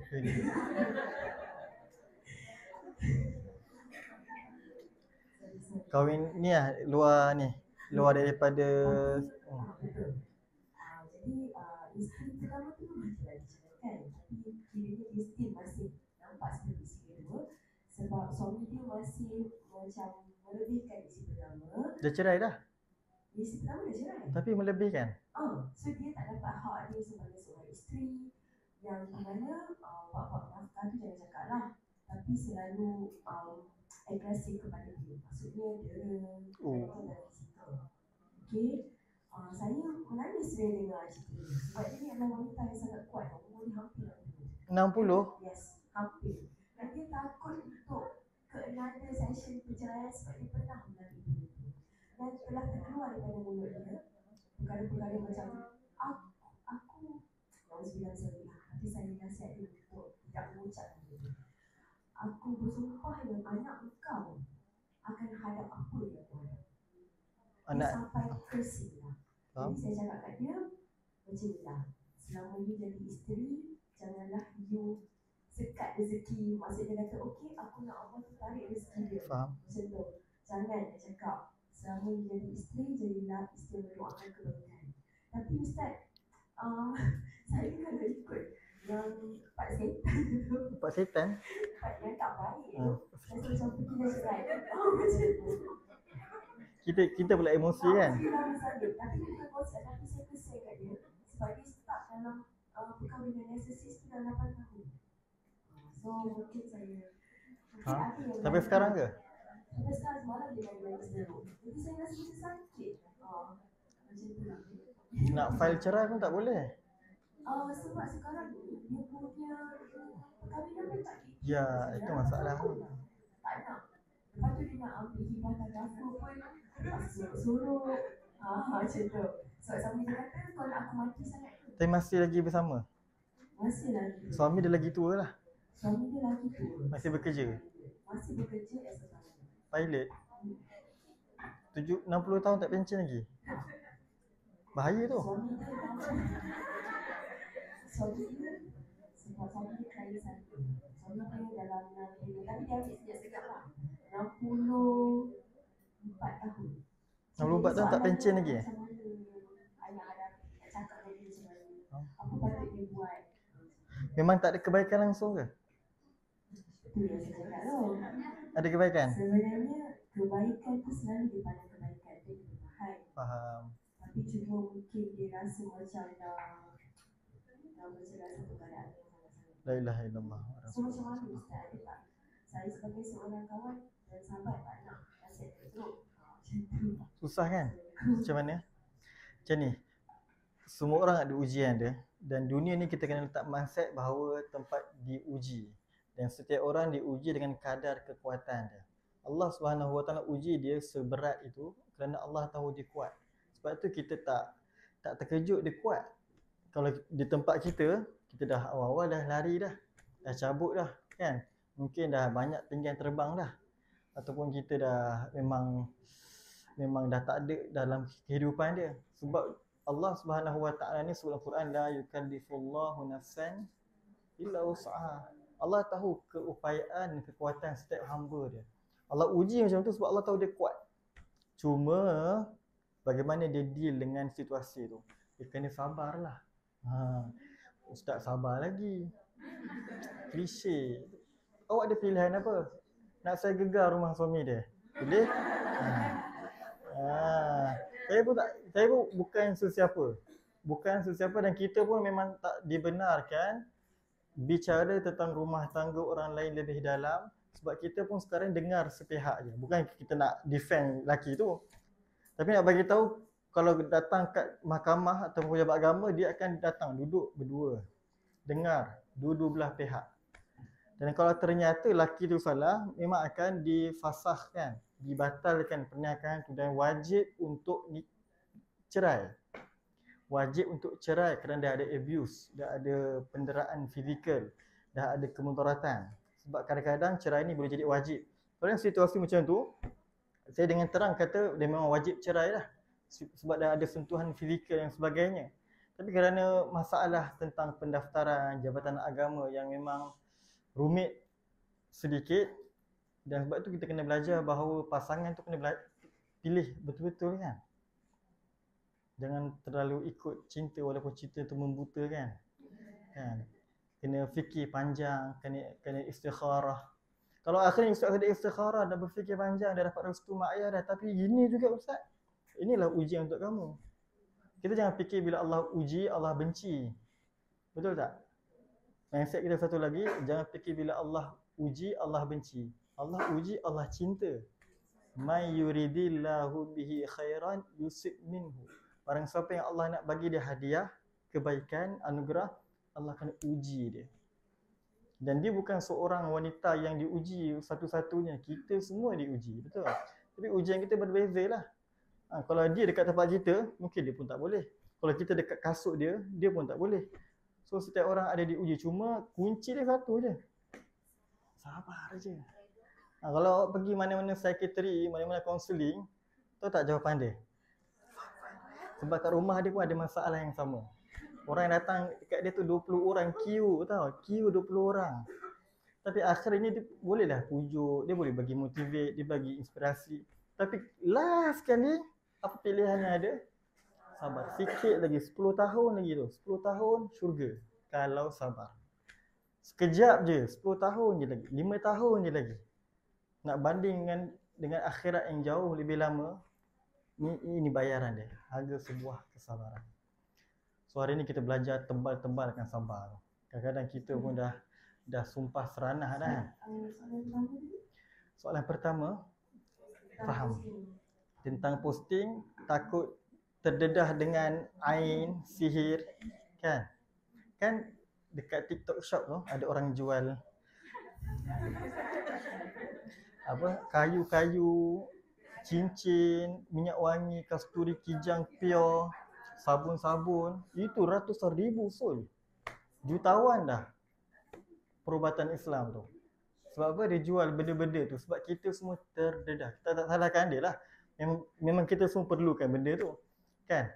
Dan kita memang terdedah dengan benda tu. Hari ni orang nak hantar santau sihir, hantu raya ni sangat mudah. Kita boleh akses kat mana-mana. Kan ada live TikTok, orang kata servis santau ke Seremban contoh. Pick up. Nak COD ke, nak JNT. Hari ni kita didedahkan dengan benda tu sangat mudah. Kita ingat benda tu dulu je berlaku. Betul tak? Mungkin cerita tok nenek moyang kita bela saka sebab nak jaga kebun, hari ni lagi dahsyat. Sihir tu boleh berlaku dekat sesiapa sahaja. Dan takkan kita nak halang posting kita. Itu tempat di mana kita cari sumber kewangan kita. Kan? Takkan sebab kita takutkan benda-benda halus yang lemah tu, kita tertahan daripada career kita. Betul tak? So kita pun kena ada weapon lah. Kalau musuh-musuh kita yang di luar sana, walaupun di depan kita dia senyum kan, dia ramah mesra dengan kita, hati lain-lain kan, rambut kala hitam, jadi rambut sama hitam, hati lain-lain. Kita pun tak tahu siapa yang hantar. Kalau orang perubatan Islam, dia memang tak nyatakan siapa yang hantar. Memang itu dia punya terms and condition. Supaya apa? Supaya kita tak bermusuhan dengan orang. Itu yang kalau bagus lah. Tapi ada je orang sebut. Lah, kita pun ada weapon. Weapon kita apa? Tak payah zikir. Zikir doa tu paling ampuh sekali. Tahu tak kalau kita lihat, saya rasa kita semua pernah lihat kan, orang-orang akan rasuk dekat live tu kan. Orang jadikan konten tu kan. Dia baca selawat, benda tu dah meroyan. Tu. Apa? Dia sebut zikir, sebut selawat, hantu tu dah takut. Sebab hantu tu sangat fragile. Kalau dia ada nyawa dia ada satu je. Kalau kena terus lari. Cuma kena lihat siapa yang baca lah. Ustaz saya baca. Tak jadi apa pun. Sama dengan ustaz tu baca, kenapa ustaz tu baca. Jadi memang bacaan sama. Tapi siapa yang baca. Betul. Ayat kursi tu paling ampuh sekali. Ayat kursi jangan lupa. Siapa yang memang expose diri dia dekat social media ni, dan tunjuk pekerjaan, career dia punya reputasi, takut ada mata-mata yang memandang, takut ada hasad, dengki dan sebagainya, memang perlu ada benteng diri ni. Zikir-zikir yang perlu dilazimi, rutin-rutin harian. Antaranya ayat kursi, antaranya lagi apa? Surah Al-Falaq dan surah An-Nas. Itu dibaca setiap hari puluhan kali. Ikutlah berapa kali nak. Guru kita kata baca 40 kali pagi, 40 kali petang. Larat ke tak larat tu? Ustaz saya tak sempat ustaz. Ikutlah semampu mana kamu. Selagi sebanyak itu, sebesar itulah kamu punya pendinding. Al-Falaq dan An-Nas. Sebab memang kita terdedah dengan benda. Zaman Nabi, Instagram tak ada, social media tak ada. Tapi Nabi pun kena juga sihir tu. So kita semua memang terdedah. Nabi tau. Nabi ni zikir apa je Nabi tak baca? Betul tak? Tapi Nabi ada cara macam mana nak lumpuhkan kuasa mistik tu dengan zikir daripada surah Al-Falaq dan surah An-Nas. Nabi kena Nabi demam 15 hari. 15 hari Nabi demam terbaring. Sampai wahyu turun, Nabi panggil Sayyidina Ali, "Wahai Ali, kau pergi kat telaga si fulan tu, dekat bawah tu ada lilitan. Rambut simpulan Nabi SAW diikat 11 kali. Sebab orang yang buat tu nama dia Labib, penyisir rambut Nabi. Rambut Nabi tu dia jadi bahan eksperimen untuk uji kaji dia punya sihir. Jadi, dan Nabi jatuh demam. Nabi kata kalau sihir ini kena pada orang lain dah mati. Tapi kena pada Nabi SAW, dia hanya bagi demam sahaja. Dan Nabi SAW baca Al-Falaq, masa tu turun surah Al-Falaq, bila satu kali baca, terurai satu kali simpulan. Ya, sebab tu 11 kali baca. Terbuka satu sebulan sendiri. Dan dalam tu ada jampi serapah dia lah. Sebab orang-orang Yahudi ni memang profesional lah. Kalau kita lihat hari ni dia ada PhD sihir lah. Dia ada University of Sihir International. Sebab datang daripada Nabi Sulaiman dan diteruskan oleh orang-orang Yahudi zaman Bani Israel di Mesir pada waktu itu. Boleh?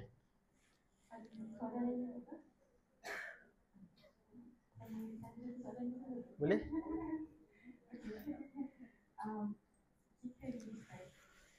Wanita ni dia tak pernah lari daripada emosi yang tak boleh nak dikawal.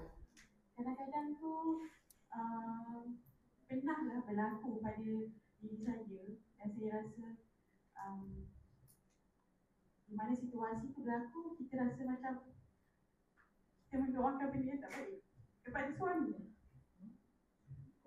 Kita macam manalah kita mendoakan yang tak baik kepada suami kita.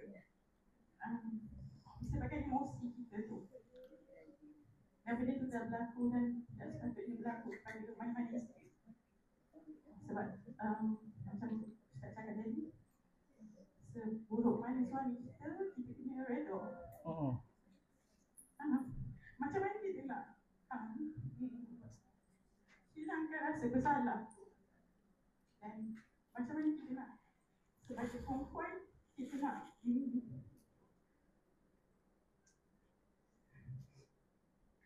sebab kita ada banyak. Saya rasa semua orang yang ada kat sini ada perasaan yang berjalan perasaan yang sama macam aku.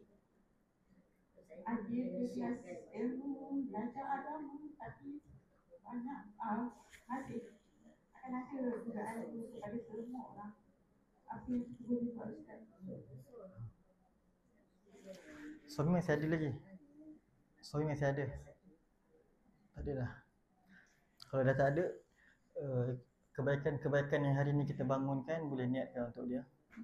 Tanda kemaafan dan tanda penyesalan dan tanda pengakuan terhadap kekurangan-kekurangan yang pernah kita lakukan dahulu.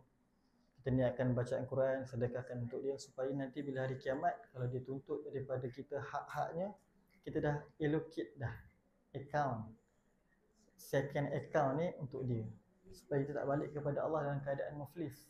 Sebab nanti hari kiamat semua orang akan menuntut hak masing-masing. Suami akan cari isteri, isteri akan cari suami, ayah akan cari anak, mak akan cari anak.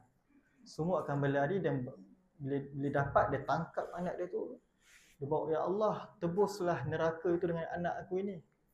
Maknanya biar anak aku masuk neraka, selamatkan aku daripada syurga. Sebab anak aku dulu jahat dengan aku. Sebab dulu suami aku jahat dengan aku. Tapi kalau kita dah niatkan pahala tersebut, kita dah ada allocatekan sedikit qiyamul kita, bacaan Quran kita, kurban kita, haji kita, umrah kita, transfer masuk akaun dia supaya bila dia minta, oh dah ada dah pahala. Ini bagi orang yang dah mati. Tapi kalau orang yang masih hidup, tidak ada cara lain melainkan kita minta maaf kepada dia dengan kemaafan yang tulus dan tidak berbuat lagi lah. Dan kalau kisah macam ni, kita boleh relatekan dengan kisah Nabi Ayub AS. Kenal Nabi Ayub? Siapa pertama kali dengan nama Nabi Ayub? Nabi Ayub ni ada seorang isteri. Kita selalu dengar Nabi Ayub, dia sakit, dia susah, dia diuji oleh Allah. Tapi jarang kita sebut isteri dia kan. Padahal isteri dia lah setia bersama dengan dia.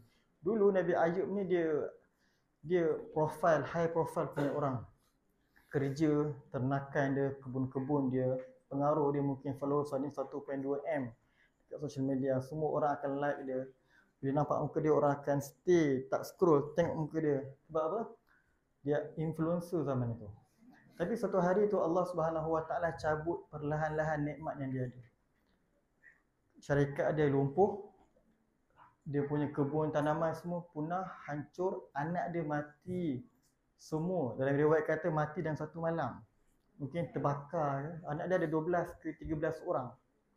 Kita anak seorang kalau tak ada pun tak boleh nak cakap dah. Kan? Kita pun dah mungkin memberontak dah. Tapi 12 orang mungkin hari ni kalau kita lihat aksiden satu malam tu meninggal semua anak beranak, viral satu Malaysia. Kan sebab sangat tragis. Benda ni berlaku kat Nabi Ayub AS. Yang selamat 2 orang. Dia dan isteri dia. Dan Nabi Ayub dia timpa sakit. Sakit yang tak boleh bangun tau. Sakit internal. Dalaman ni mungkin kita besuk barah. Ataupun apa, sakit buah pinggang, kencing manis, darah tinggi, jantung. Kan, tak boleh bangun, tak boleh bangun. Kalau nak bangun tu Nabi isteri dia akan angkat. Isteri dia akan angkat. Isteri dia yang bersama dengan dia, setia bersama dia. Orang-orang dah mula tinggalkan dia. Mungkin kalau kita pergi hospital hari ni, kita pergi ward, mungkin hari pertama tu ramailah datang. Kan, hari kedua datang bawa buah, bawa bunga, kan, bawa air-air, kan. Tu minggu pertama, minggu kedua. Kalau dah sebulan, dah 2 bulan, nama kita pun orang dah lupa kan dah. Sebab kita ni media sosial dah tak aktif. Dah tak boleh cari dah. Balik-balik story dekat tepi katil, cermin hospital, kan. Orang dah bosan, orang skip terus. Aku dah ziarah dah dia ni. Oh tak ziarah kau, dah ziarah dah. Sekadar ziarah je. Akhirnya manusia tinggalkan. Tinggal berdua je. Nabi Ayub dan isteri dia. Isteri dia kuat. Kalau kita lihat ni macam kisah yang apa, klise, tapi hari ni masa saya audit kat KPG hari tu, saya temukan kisah yang hampir sama. Saya rasa macam macam aku baca kisah ni. Nabi Ayub, dia lelaki dia pun sakit juga. Lelaki dia besar badan. Suami isteri dia kecil. Angkat suami dia setiap hari pergi bilik air, papa. Setia bersama. Walau sesuka apa pun. Sampai isteri dia kata yang paling terkejut, sampai isteri dia sendiri apa, sakit ni belakang tu, slip disc, sebab selalu angkat. Mana ni tolong suami dia sampai dia pun kena sakit. Dia pun setiap hari buat setiap bulan buat rawatan juga dekat hospital tu. Sebab dia angkat suami dia. Dia tanya dekat suami dia, dekat isteri dia, macam mana ada kekuatan, keupayaan hebat macam ni? Apa dia jawab? Dia kata, setiap hari saya semakin cinta dengan suami saya. Saya kata, oh I love you pun tak boleh tangkap. Tak boleh nak ungkap, describe apa perasaan orang ni. Dia kata, tapi dia bukan Islam lah. Sayangnya dia bukan Islam. Indian. La ilaha illallah. Apa yang kita belajar, kita nampak sirah Nabi Ayub tu terpapar dalam diri orang ini. Tapi sayang dia, maknanya kita betul lah kita diuji macam tu dengan, tapi berbalik kepada apa yang kita ada imani, harapan kita, itu yang kita, kekuatan kita dekat iman tu. Kita kena sabarlah dekat dunia. Tentang apa yang kita miliki hari ini, kehidupan kita, rumah tangga kita yang tak semestinya mengikut apa yang kita inginkan. InsyaAllah.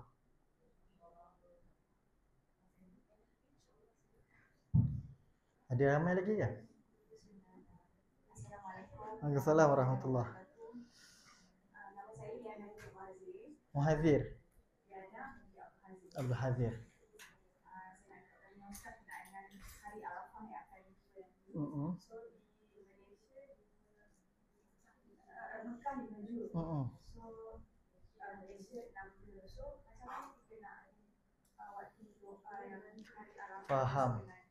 Lepas tu nak tanya kan, kita boleh berdoa ni, maksudnya hari Arafah tu dengan masa yang kita nak bercuti ke, sedang nak berdoa yang lain, boleh kan? Tak ada masalah dengan tempat.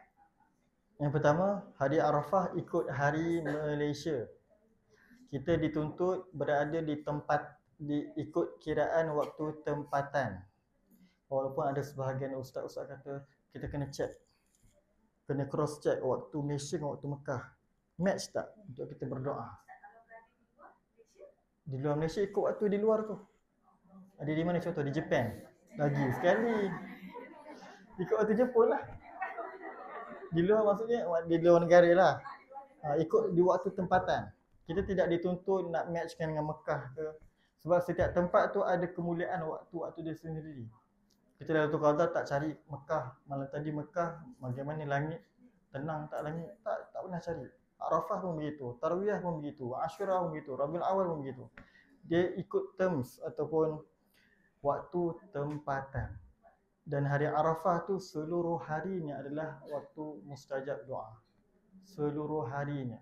Kalau hari-hari biasa, mustajab tu mungkin lepas solat, mungkin sebelum senja, sebelum tenggelam matahari, ataupun mungkin waktu azan, waktu antara qomat dan azan, mungkin waktu hujan. Itu antara waktu-waktu mustajab ikut situation tu. Tapi kalau hari Arafah, seluruh hari itu, bermula malam selepas maghrib sampailah terbenam matahari waktu maghrib tu.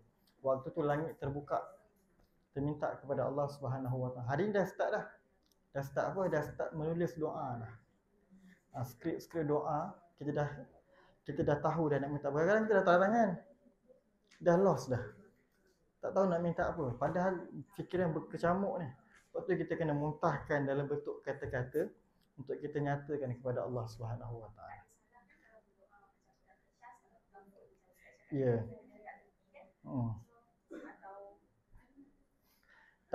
Tak salah lah, tapi kita punya effort kesungguhan tu mungkin ada level yang berbeza. Kalau orang doa daripada hati, dia tak perlu dah refer apa yang dia nak. Bila saya kata tulis, bukannya baca sambil doa. Maknanya doa tu kita dah letak dalam mind kita. Kalau benda tu hanya berada dalam fikiran, tanpa kita letak dalam kata-kata, dia tak lekat dan tak betul-betul ada benda tu. Kadang-kadang dia boleh lost time kita doa. Sebab waktu ni sangat mustajab. Kita kena nyatakan setiap apa yang kita nak.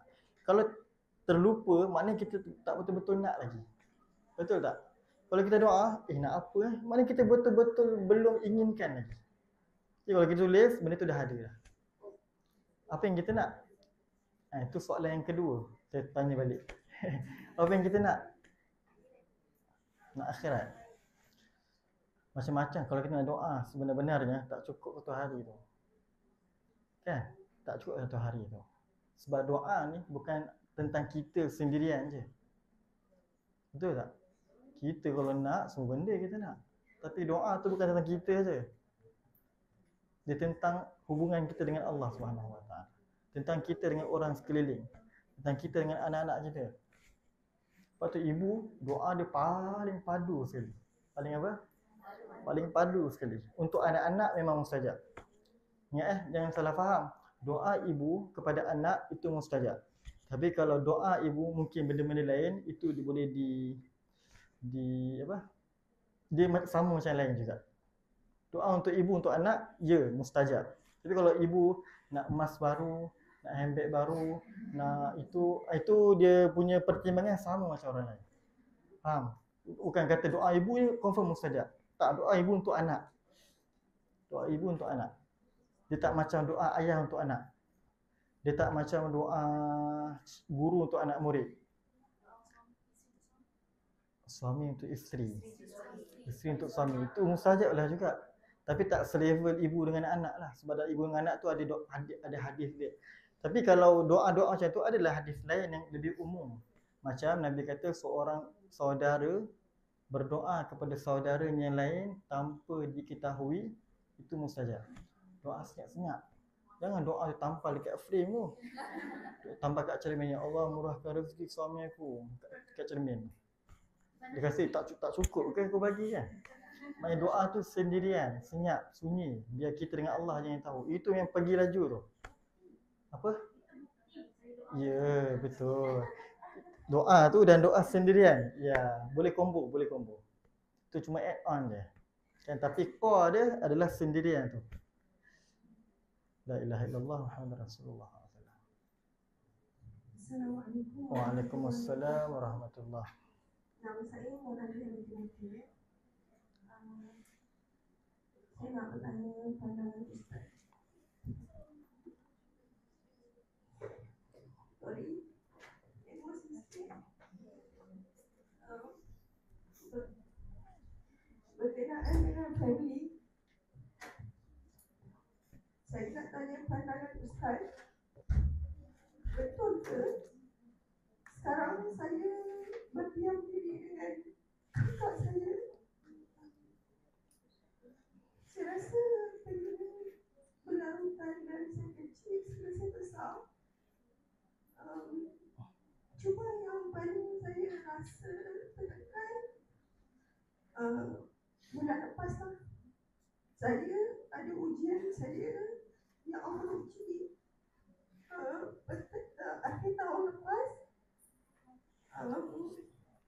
dalam pernikahan saya.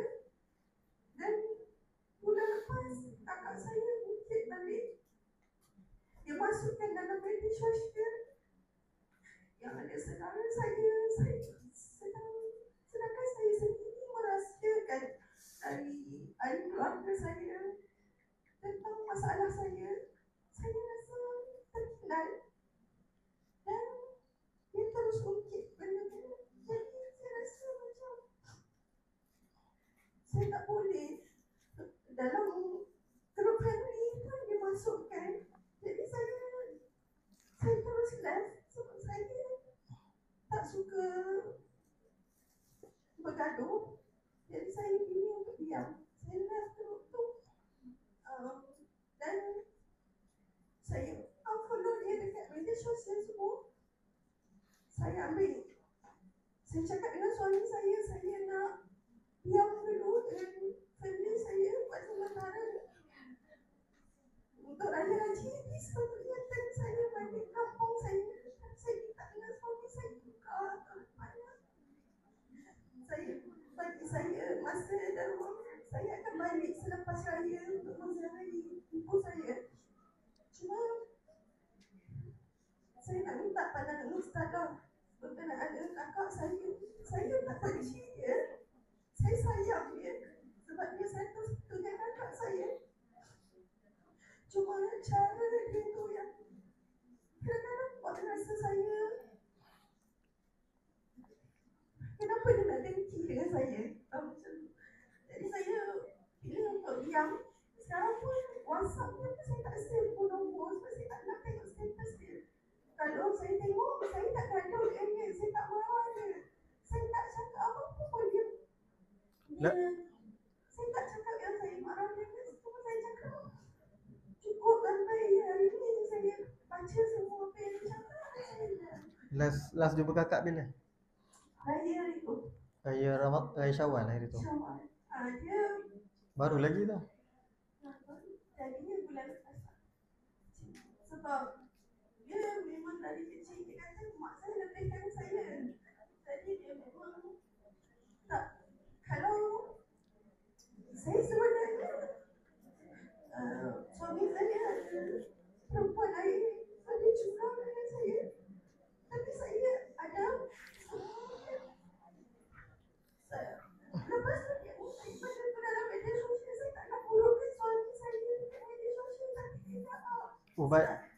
Saudara semua dah tanya saya tak menindakkan, tapi tu daripada kakak saya.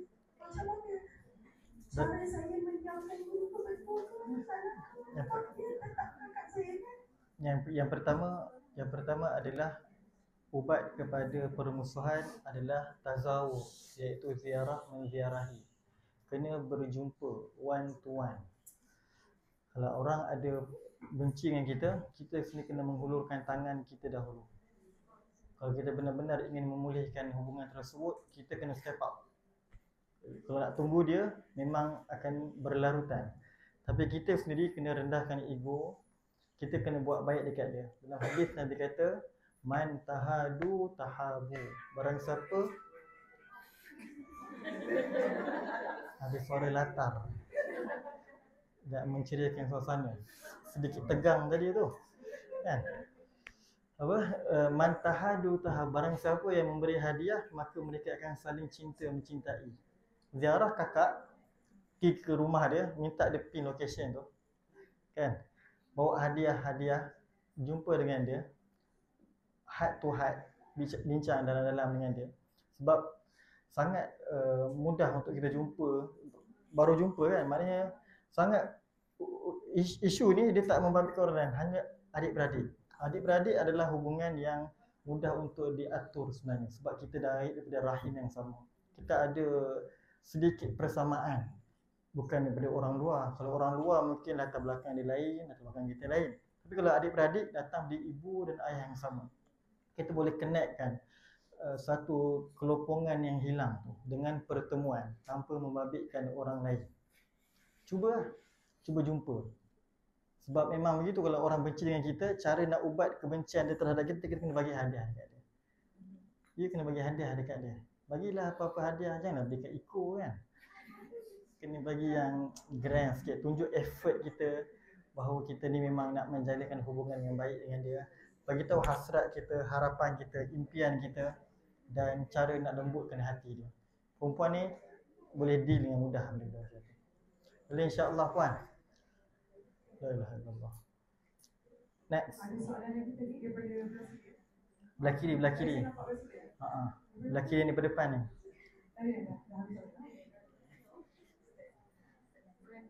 Assalamualaikum warahmatullahi. Soalan. Pernahlah ada rumah daripada seorang suami dia cakap isteri takkan cium bau syurga kalau minta cerai dengan suami. So apa hak seorang isteri untuk selamatkan diri sendiri dengan dalam rumah tangga yang toksik lah. Faham?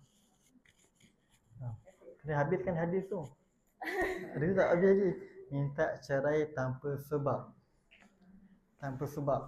ataupun tanpa sebab yang munasabah. Kenapa nak minta cerai? Suami kita tak handsome. Kenapa nak minta cerai? Kentut dia busuk. Kenapa nak minta cerai? Dia punya tidur tu bunyi dengkur tu kuat, ganggu. Itu sebab-sebab yang picisan yang memang tak berhak untuk diceraikan pun.